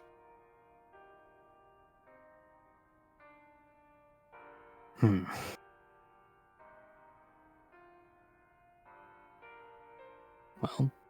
sometimes that's the best you can do. And, you know, that's pretty damn good. Not anything I ever expected to be doing, at least. Verona's expression softens for the first time in a while as you stare into the abyss of the coda.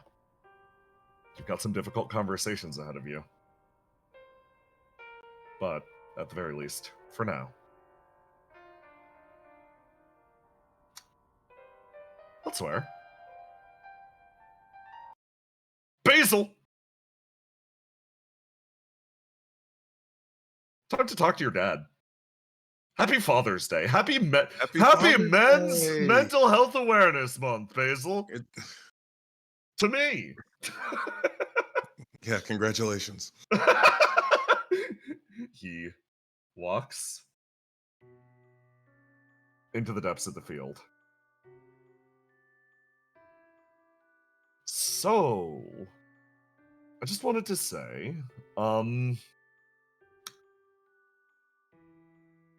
if you want it, and if this sounds like good for you, we actually have plenty of space up for you in Skypoint. She's already with you, right? She is, yeah. And like, most of the CEOs are head over heels for her. But so why continue to try and get me? Because I care about you. That's like part of it, but like, practically speaking, I guess. You're like,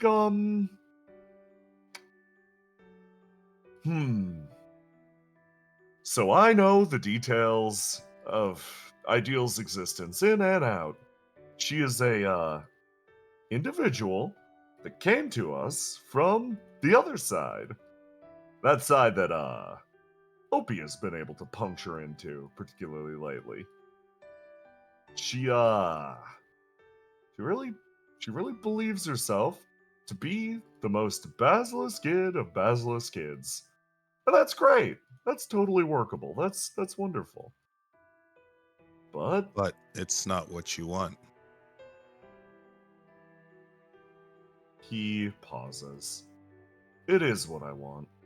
But I don't think it's the best outcome for you. And that makes it less. It's something that I want less. It's like this. If you came back to us, you'd be even more important to Geist than she could ever imagine on being. You know what? Because I'm more like you? Well, it's because that's part of it. But it's because she might be human at her core. But you know who's more human than human?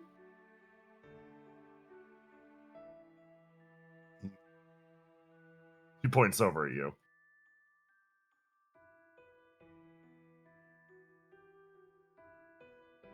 I believe you when you say that you actually care about me. It's actually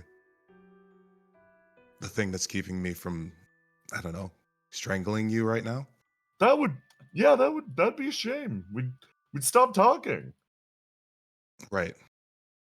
I think it's because you've allowed me to make my own decisions.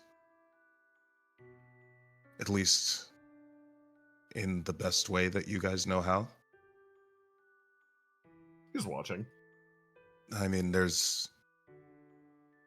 surely when you were designing me in whatever lab with whatever freaks that were making the decisions, you could have just put a button that says, "Come home, Basil."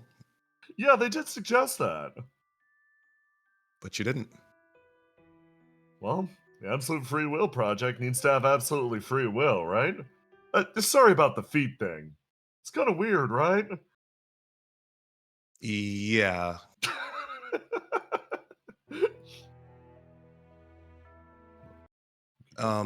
gentler theme. I guess my question to you, after where I've been recently, I want you to be honest with me. What is the plan of the Absolute Free Will Project? He folds his hands. The Absolute Free Will Project. Well, he looks over at you. Weirdly, originally, I didn't want to tell you the plan on the off chance that it would interfere with your decision making. But now you see how big and smart I am, that I can make the decision regardless of what you say? I mean, even if you were stupid as bricks, I still think you've reached a point of emotional maturity that you can do it. You don't need to be smart to make a decision related to this. All you gotta do is make a decision that feels right to you. So, it's pretty simple, actually. The man lowers his head, and he begins to speak. He tells you the purpose of the project, and lays it out at length, with no deception and no deviation. For the first time, you are exposed to the reality of your own existence. Elsewhere,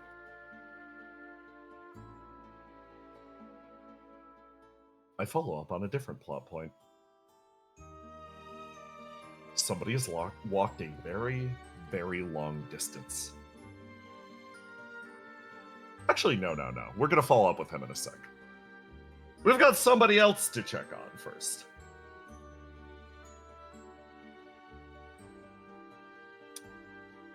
In the depths of the derelict,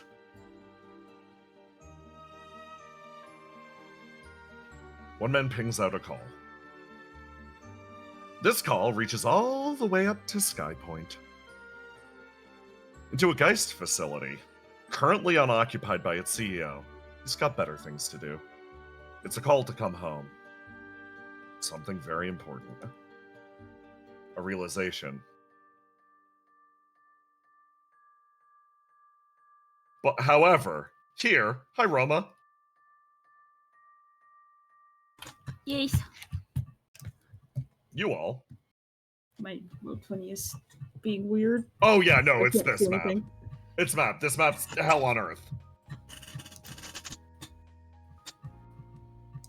I just can't, like, it's literally a white screen. I can't see anything. No! Hold on. I will take you off this map in 1 second. It's just, for me, it's just the entire, like, thing just went white, and then it was just like a little loading bar in the middle, and I'm like, oh. Aloha, you can see this map perfectly fine, right? Yeah. Okay. I think it's just my computer. That's fine. I think he likes it. You are, to describe the situation. Oh, not okay, very... I'm here. Yeah. I just can't move. No, that's fine. You find yourself at the front desk of GEIST's primary facility in Skypoint. Seagizer looks over. Oh, are all of the statues are still there, yeah. Yeah, all the pillars of salt. Yeah. All the pillars of salt in the shape of people? Yeah. Yeah. Kneeling and praying in reverence? Yeah. Yeah, kneeling and praying in reverence. Classic. Seagizer looks at the environment and is like, hey, so we're here to see. She thinks. Seekers, I don't think this is a good idea. You're here to see? She tries to think, what name would he go by? What name would he fucking go by? Oh, right, I forgot to. I'm a fucking fool. This scene has a few hours earlier before all the shit with Orgos happens. Disclaimer on the front of it, just to not break the continuity error of Seagazer bouncing on the bed in Riddle's room right now. You find yourself. This is hours ago. This is hours ago, and then we will catch up to the present in a moment. She's like, the golden. Yeah, we're here to look for the golden knight. She like leans in. Yes, the Golden Knight. Golden Knight. Okay. Do you know what department he works for? Yeah, yeah, definitely. You do? Mm-hmm. She nods repeatedly. He works for your sea gazer who has 0 experience doing espionage stuff. Would it be more helpful if we gave you a description of him? We don't actually know which department he works for. He works for your cult department? Stop that. Stop that. And at this exact point, Stefano, you got the call. You got the message. From Luke, basically saying, "Hey, come home. Oh. Hey, come home. There's stuff I need to talk to you about." Oh gosh. Sea Gazer, Yeah. I might need to go. Oh. Okay. Okay, cool. Yeah, just look him up for us. We're coming back. Yeah, Okay, like, is he Stefano, let's go. here? She sort of pauses. I don't know. You're gonna need to be more specific. Okay, we'll come back when we have more We'll come back, information. yeah, I'm we'll come sorry back. to bother We'll come you. back. She sort of looks down a little frustrated. And, the duo I don't made... know what we thought was gonna happen. I just thought we could walk up and do it. I thought he'd just meet us at the door or something. I'm sorry. Looks like getting your boyfriend back from the cult kidnapping is gonna be harder than I thought. I got work with Argos later. We'll try again, okay? You just keep the other Luke company. Okay, it seems like he needs something, so I suppose that is what I will be doing. Cool. Cool. Great. The two walk their way away as... Back here. A man hurriedly made his way forwards, running and just like, hey, where'd they go? Where'd they go? They went out the door. Said he was getting called back. I believe I heard a mention of something, the derelict Luke? Yeah, sir, do you need... shit. He slides over the desk and runs out. And spent the remaining hour or two searching Skypoint fruitlessly, which leads us to this exact moment.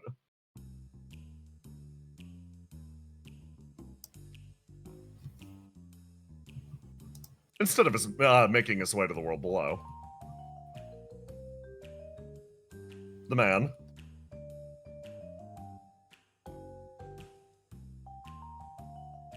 slid his way down the basically the hidden passageway on the interior of the on the interior of the bar, and sort of stands up, dusts himself off. Hey, is this guy squad? Who's asking? Yeah, Joker. who's asking? Joker, Sorry. come on. Sorry, I got your name and location from CEO 5. He's currently busy doing something really important, so he's left all of his most important jobs to me. Oh, cool. A job from the CEO, huh? Visionary speaks up. Sorry, we're in mourning. He thinks. Do you think he's dead? No, he's definitely fine. He got thrown. Willow like threw him really hard. Yeah, he's fine though. I expected us all to be absolutely miserable today. Yet look at us now, having the best of times. Zella says, shut up, man. Yeah, anyway, how can we help you? Joker says, coming forwards. Yeah, what do you want? GK folds his hands. He closes his eyes. I want to hire an assassin. Okay. You guys just Well, I do that guess- here? Yeah, we do, man. What's up? Yeah, I guess that would be me, since the other two are gone right now. Okay, cool. And you... Yeah. No, this is reasonable. I need you to kill Luke. Like, Luke, former Opium member? Yeah, Luke, former Opium member. I need you to kill him. Currently the Yeah. pyromancer of whatever court he's the pyromancer of or whatever. Yeah, get his ass. She looks at Visionary. Sure. Fine, I guess. No, don't just agree to that. What? Why? Come on. This Luke seems is easy my for us. friend. I'm not going to assassinate him. Oh my god, you're making this so difficult. Whispers off to the side. Really? Okay. Can I pay you to, like, kick him in the balls or something? Oh yeah, I can do that. Oh, yeah, done. Okay, cool. The man makes his way over, reaches out, slowly shakes your hand. A dealer Just struck. shakes his hand. Hold on, let me... In the underworld, one man, oblivious to the incoming threat, stands staring out over the expanse in front of him. He feels moment by moment tick by. Calling Stefano down was a tactical decision, something to keep his mind set and steady. He exhales, and he tries to push the thoughts away. But, elsewhere, Ace. I'm going to follow up on what happened last episode. Oh shit, fuck. Yeah, remember that shit? Remember that shit? I'm tying up all the loose ends at the end of the session. Yeah, sure, it's the end of the session. At the end of last episode, Ace, you used Adalasker to scan something. Uh-huh. And that resulted in an extremely unusual visual for you. You looked at the extracted humanity of someone, and you could parse it only for a second. The best way to put it is you saw a mixture of fluids. And you kept that vision in mind. Not exactly sure of what to make of it. But a thought crossed your head when you were interacting with one of your friends. She works really hard every single day. She always works herself to the point that she cries tears of jet black. For a moment, as you blinked, you saw those tears for what they were. Nothing special. Those tears are dyed jet black because there is something preventing you from seeing them for what they actually are. Keeping this in mind, you spent the rest of your day heading out to a location significantly more conspicuous. Oh my god.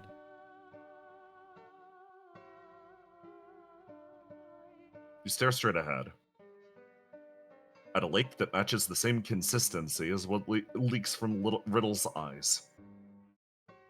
You blink, and your brain breaks. But you see it for a moment. You see a lake of viscous blood in front of you. Your eyes open and close. You run your hand over the top of them, and you see what rests beneath it. A mountain of bodies, all of which are matched to Riddle Arendite. But most importantly, in that pile and in that expanse, you see something towering over them. Legs kneeling, arms outstretched to either side, almost a look of prayer or reverence. It is surrounded in a mound of the corpses of your best friend. They pile high, but there's no mistakable, but there is an unmistakable frame and figure to it. You internalize it, and your eyes close away. The lake returns to exactly what it was. But you can't shake the vision from your brain. A strange thought enters the side of your mind. You see it there. In the midst of the lake, suspended by a line. Fuck. You see a machine of almost obsidian black. You find the machine of the god of humanity. There you go, Ace. There's your reward. Catching up with some other characters. You motherfucker. As soon as you said the tier thing, I was just like, it's blood. It's fucking blood. Riddle's crying blood. Why would they do that to her? Okay. I pull us over here as we move into the final line of scenes. Argos. Yes. We have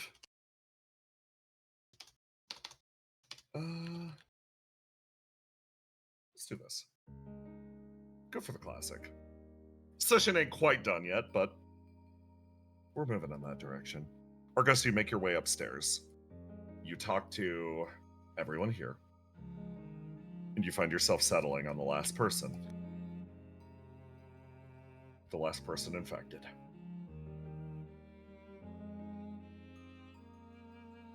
You make your way into his room.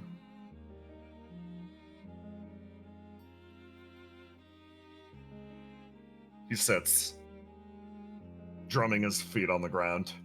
He looks over. You, wanted to see me? Yeah, I need to scan you. Do you mind? Sure, yeah, give it a shot. Go ahead. I'm gonna give it to you for free. You don't gotta roll this thank shit. you. Because you cannot roll above a 2 on scans. You look him up and down, and without a doubt, infected.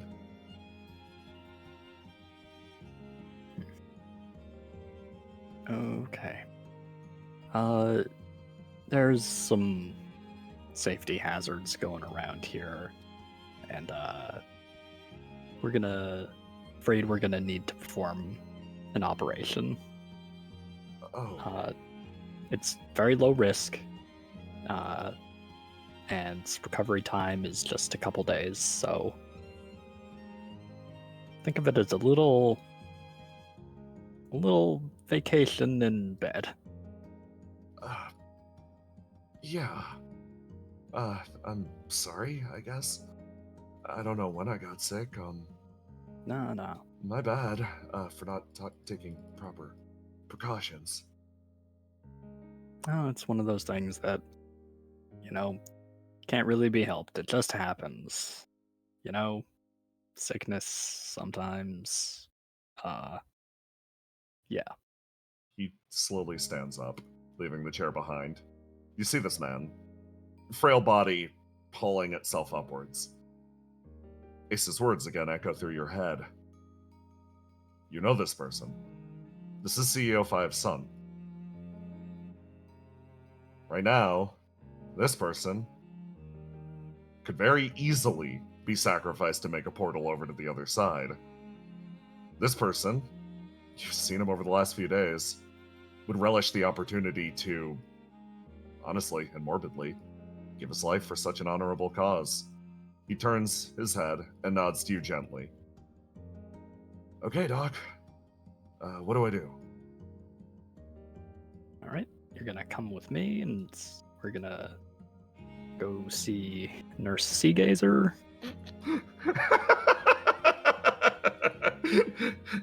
You walk forwards with the man. And he travels alongside you downstairs, not aware of the fate that could have befallen him. Elsewhere, well, same building, same map. I drag all these characters over. Riddle continues feverishly working. 8 stops. Everyone, would it be rude of me if I let my friend out? Your friend? Yeah, she's been riding around in the terrarium on my back. Shouldn't be an issue, right? No, of course not. Rekko dumped onto the ground. Thank you. It was, I had a good view and everything. It was just kind of tight. Yeah. It's okay she's with us, right? Yeah. Yeah, I'm sure it's fine. Seekisser says, working her way over. Hey, you look shaken. Riddle continues to quietly work. She taps her foot on the ground. I'm gonna go for some air really quick. She 8 like nods, watching Riddle go off. Riddle makes her way downstairs, and you meet her on the stairs, Argos.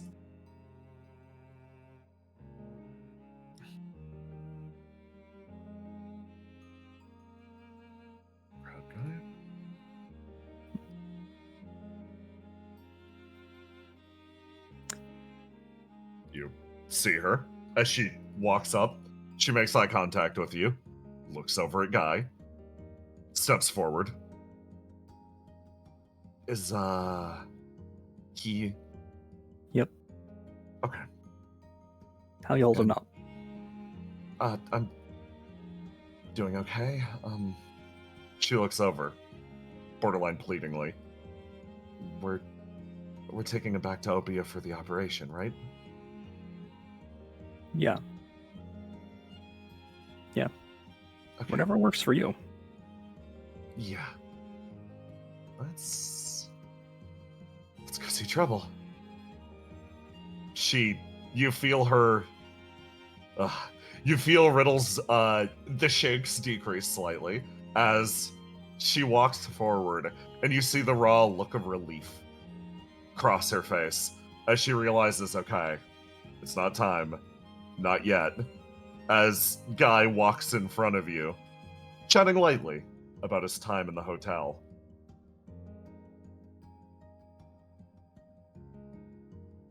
Elsewhere.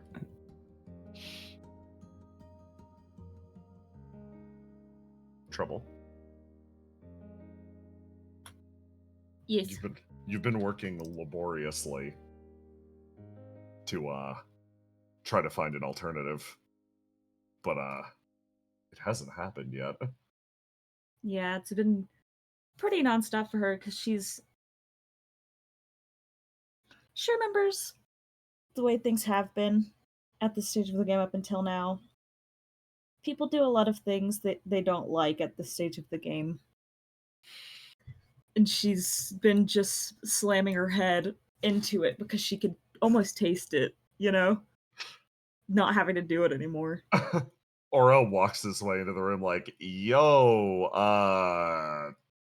hey, you doing okay? Vibes are Hey. weird. You like good?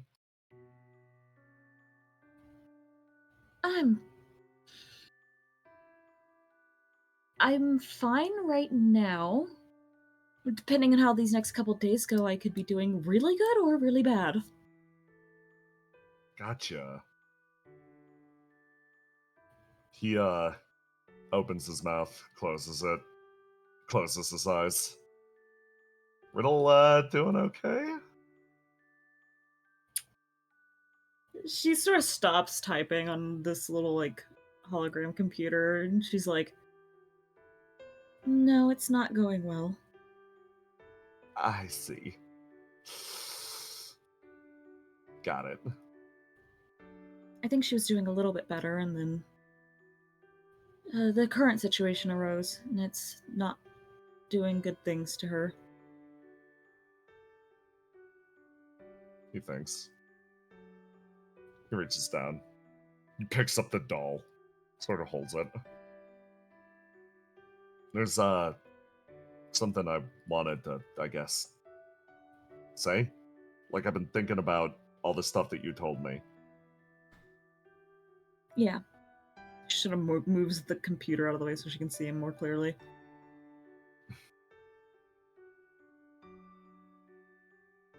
And I understand the end of the world's hard, and it's, there's a reason that I'm not rushing over, like, right now to get involved with whatever she's involved with. I thought I was her best friend, but,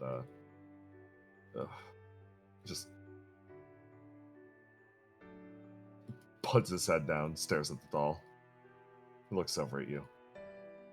I lack the words to be really eloquent about it. But, it feels like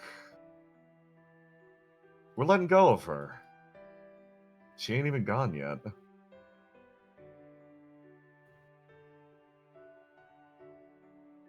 She sort of pauses.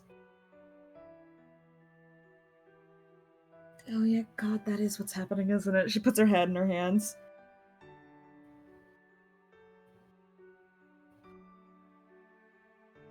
And I don't know what to do about it. I don't know how to say it. It's like, I don't think you're wrong, but I also feel like I'm holding onto her so tight that I'm gonna dig my fingers into her skin. And I don't know how I can be doing both of those things at the same time. Oh. He shakes his head, sort of puts the doll down to his side, and stands up. You look like shit. Which is a rare thing for you, specifically. She puts her head in her hand, like she looked up for a second, and then she just puts her head back down, like, yeah, sorry. Come on, let's get out of here. He gestures. She stands up, she's like,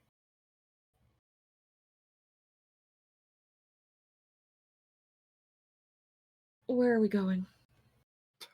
I heard they're putting together a festival in the center of Snowfield. Want to head in that direction? Sure, I can use a break for now, I guess. He smiles. And, you sort of follow back behind him. You get a weird ping from Aura. It's a strange emotion, but it's focused almost squarely on you.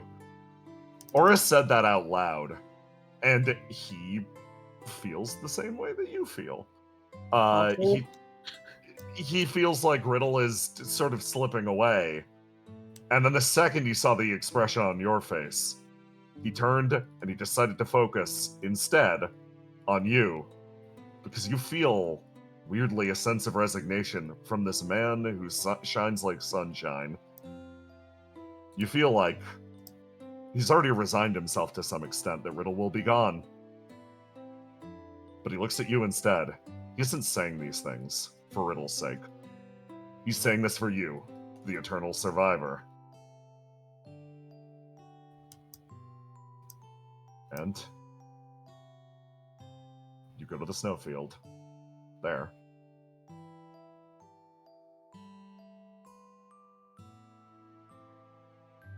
Basil, you walk your way back with a head full of thoughts.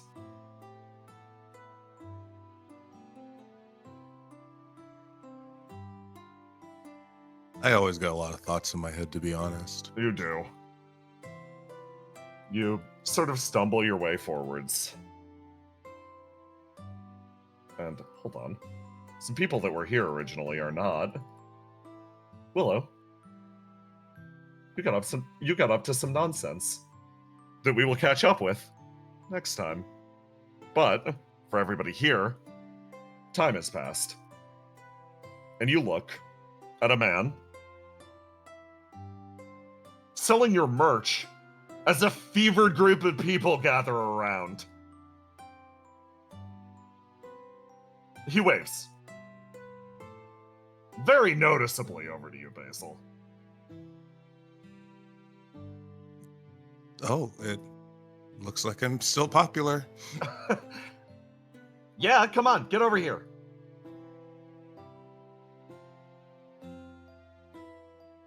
That's quite the line. Listen, anyone can buy opium merch pretty much anywhere, but Basil merch is like, the guy at the front of the line's just like, Basil merch is like a weirdly exclusive thing. Like, they sell all that weird, all the like GEIST version of it, all that weird shit elsewhere. But like, when it's here, you know, it's different. Like the merch of you that I'm getting here right now, it's like we got a personal connection, you know? Okay, weird. Take a step back. Danger says, fine, sure. No, honestly, it's nice. This member of the Esper Corps sort of tilts her head. I originally actually owned a lot of Basilisk Kid merch, but I wound up throwing it away a little while back. So Any reason in particular? She laughs. I saw you throw an absolute shit fit and destroy a billboard. Oh, yeah. But being able to actually regain a semblance of the empty spaces around my room would be nice.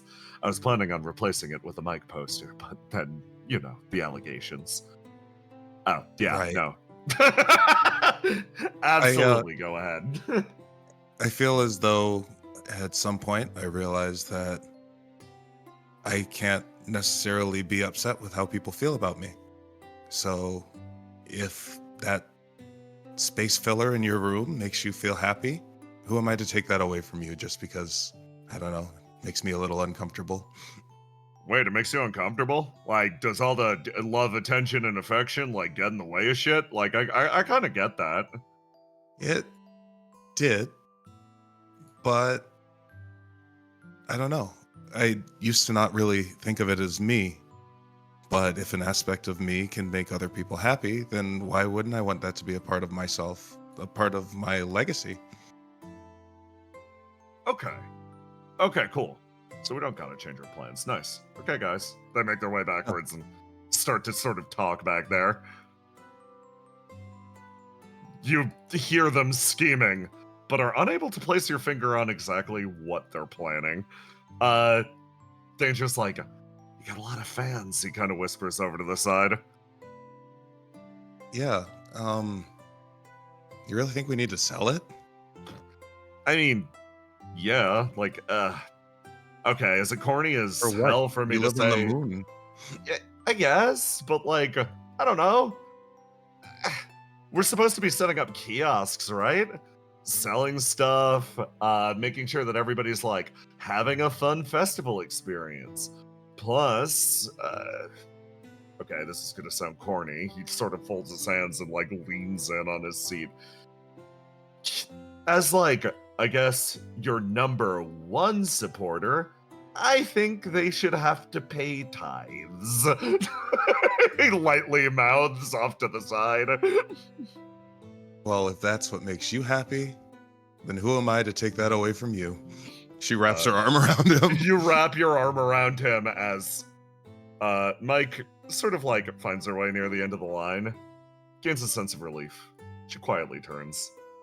This man over here, again, M. Bison Hood, lurking, sees this play out, and he turns, walking away, hoping that she's thinking about what he told her.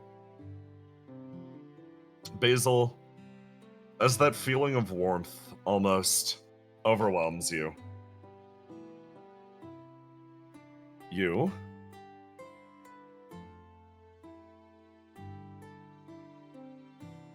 feel your eyes start to swim.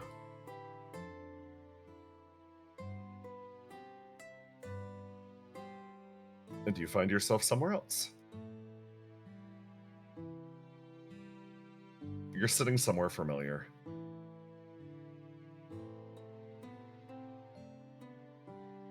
The sensation washes over your skin. And you see someone walk into the room and set a tray of tea down in front of you. Okay, I think I made it the way you wanted me to. Give it a try. Okay, I'll give it a try, but if I don't like it, I'm gonna spit it out.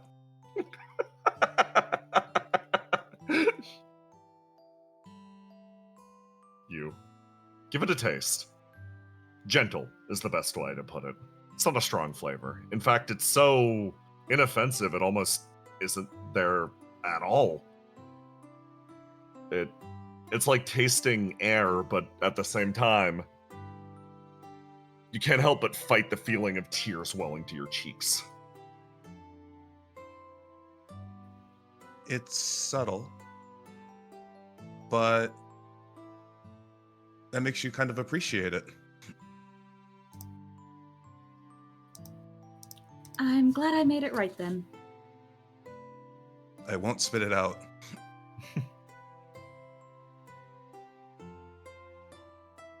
This feeling moves through you. You know he's been working hard. You know he's been working hard to perfect his tea making for your sake. It's something that's important to him, important to you, something that you share. And when your eyes open, Basil, you continue to throw your arm around danger, but again, tears non-stop, free fall. Whoa, whoa, whoa, whoa, whoa! You okay? Yeah. Danger? Yeah. You ever think about your brother? Yeah, I do. Like a lot. Yeah, what's up? Hold on. Shop's closed. Hey. I'm sorry if that set off anything. Let's get you out of here. No, I just have a lot of thoughts in my brain, thinking Yeah. about stuff, and new stuff kind of pops up. It's weird. It's normal though. Yeah. Yeah, it's normal. What about my brother? I don't know. What do you think about him? He's the best in the entire world. You guys were really close. We were? Yeah.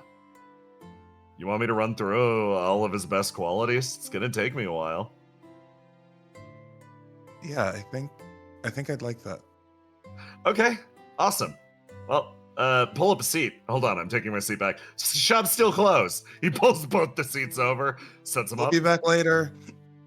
Okay. Well, I think for you, it probably all started on the very first day you came to Obia.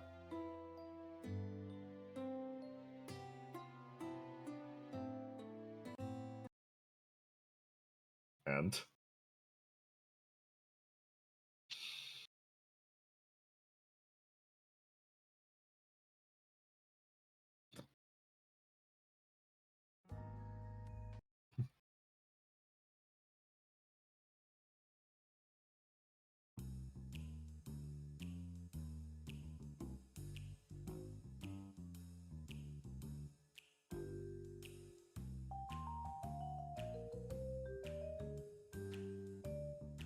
three people square up in the center of the city against a great being.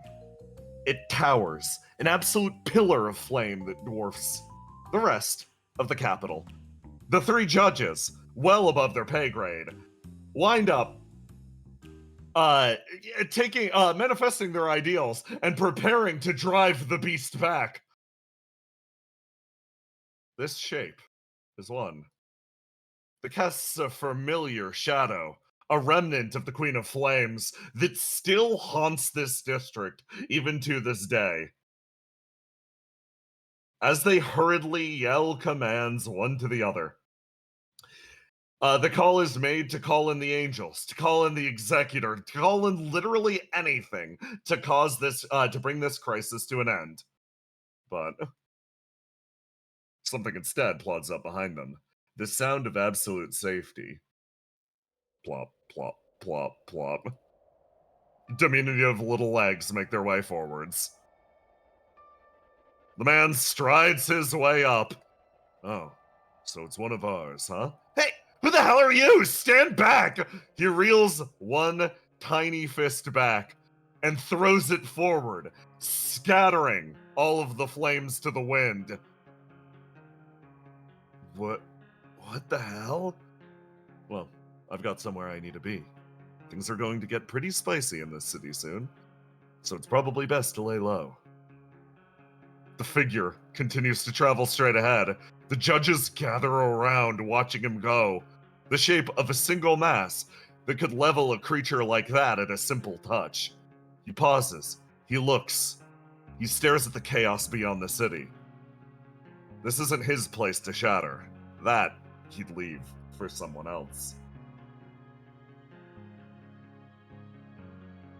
The world over.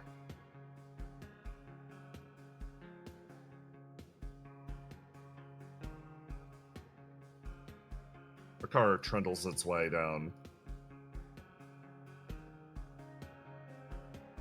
the frostbitten path. Argus, you and Riddle functionally wind up traveling back the way you came, as quickly as you arrived.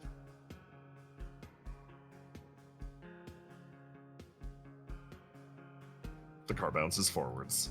Riddle's still driving. Ain and Seagaze are in the back. Riddle's expression smiles over at you.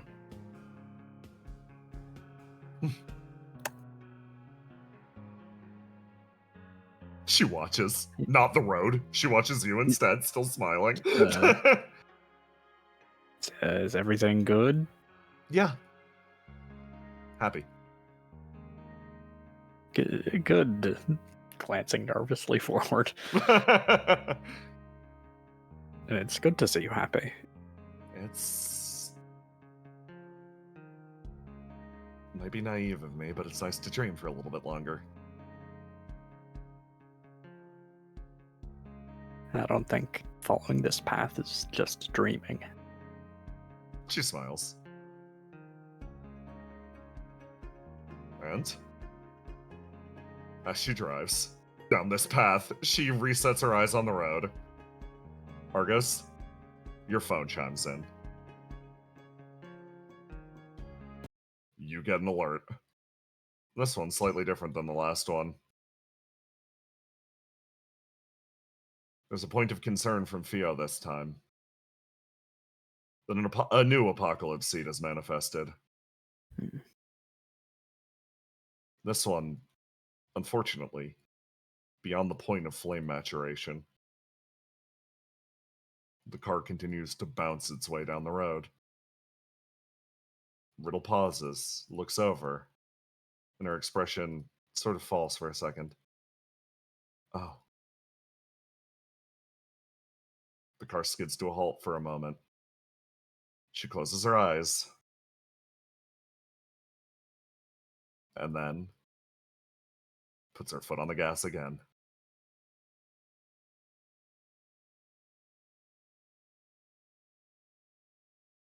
And finally, last but not least, Tiny's participation in the final moments. This one, the tale of Will-O-Wisp. What she was doing at this exact moment, where she was. That will be answered next time.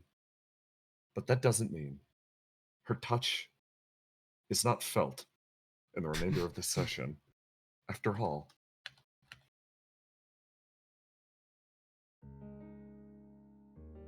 with one hand, she aimed something skyward. A man stares straight ahead at the flame in front of him. Calmly, he watches, as he always had. He feels a shift in the world. A pang of pain quickly passed, like a spark to his eyes. He senses everything that crosses the Linner Gate. And sometimes, an emotion, if strongly felt enough, can reach him even here. Saying he feels sympathy for the people below. That would go that would go a little too hard for the hard-hearted man. So instead, he closes his eyes, and he follows World One tradition. He says a silent prayer for the people that are just a little too good. And then it crosses his vision. A brilliant beam of light, slowly gaining in not only brightness, but speed. It picks up momentum, shattering the sound barrier, as all that can be heard in that moment is a loud "Ah!" and then slams into the flame, disappearing in a grand blaze. Aloha hit the ending.